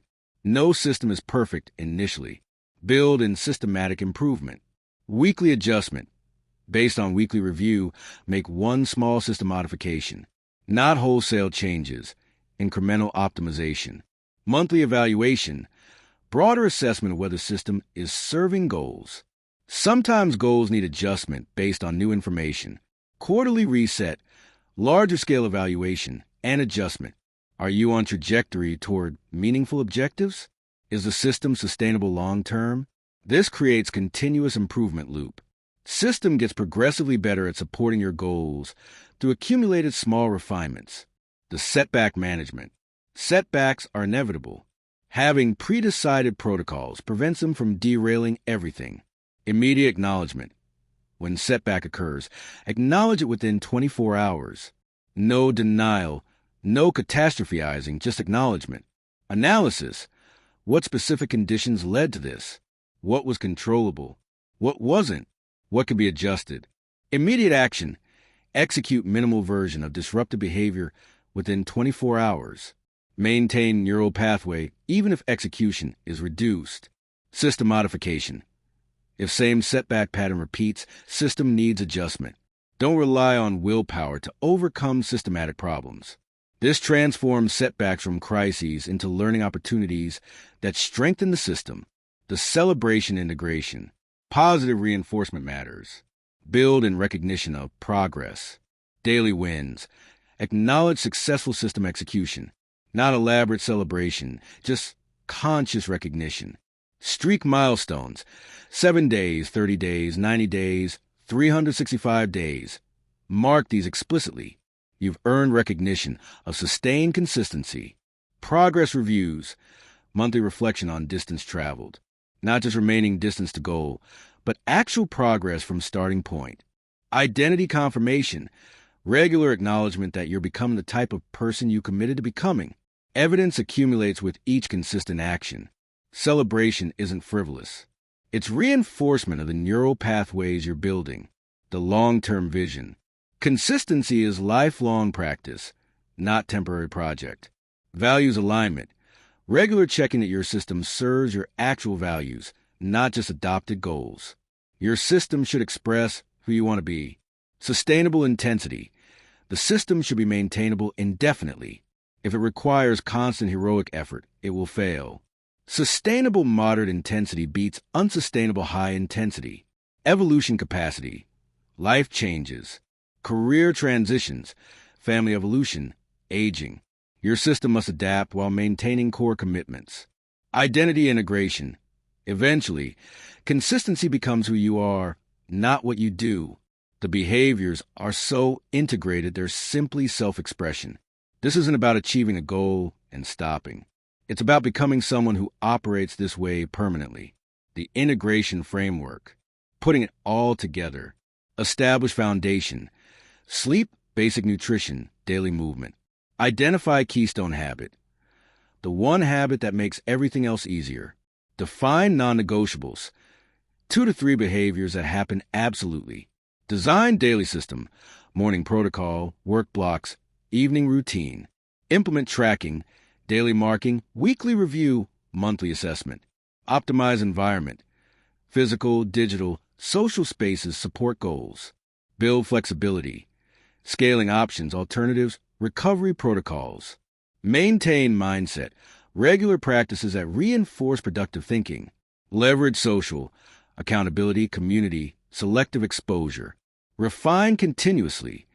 Weekly adjustments, monthly evaluations, quarterly resets. This is the architecture. Start with foundation and build systematically. Don't implement everything simultaneously. That's overwhelming. Layer progressively as each component stabilizes. The commitment. Ultimately, consistency is a choice. Not a one-time choice, but a choice renewed daily through action. You're not waiting to feel ready. You're not waiting for perfect conditions. You're not waiting for motivation. You're acting now, today, regardless of circumstances or feelings. This is a discipline that transforms lives. Showing up when you don't feel like it, executing when it's inconvenient, continuing when progress isn't visible. Not because you're superhuman, because you built systems that make consistency the path of least resistance. The truth about mastery. Mastery is mysterious. It's not reserved for the talented or the lucky. It's the predictable outcome of consistent action over time. Every master was once a beginner. The difference between them and those who remain beginners is simple. They kept going. They didn't have secret knowledge. They didn't possess special abilities. They simply refused to quit. You have the same capacity, the same hours in each day, the same ability to make choices that compound over time. The only question is, will you? The final framework. Success isn't about dramatic transformation. It's about small improvements sustained long enough to compound into extraordinary results. It's not about being perfect. It's about being consistent. It's not about never failing. It's about recovering quickly when you do. It's not about superhuman discipline. It's about systematic design that makes discipline unnecessary. You now have the complete framework. Understanding why consistency beats motivation. Methods for breaking procrastination patterns. Techniques for building daily discipline. Strategies for pushing through resistance. Systems for habit formation that sticks. Tools for overcoming psychological barriers. Protocols for building unbreakable self-discipline. Methods for navigating setbacks effectively. Systems for tracking and measuring progress. Frameworks for eliminating excuses permanently.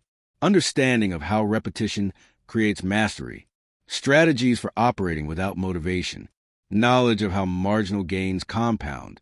Principles of environmental design. Mindset frameworks that enable persistence. Integration systems for lifelong consistency. The beginning. This isn't the end. It's the beginning. You've gained knowledge. Now comes implementation.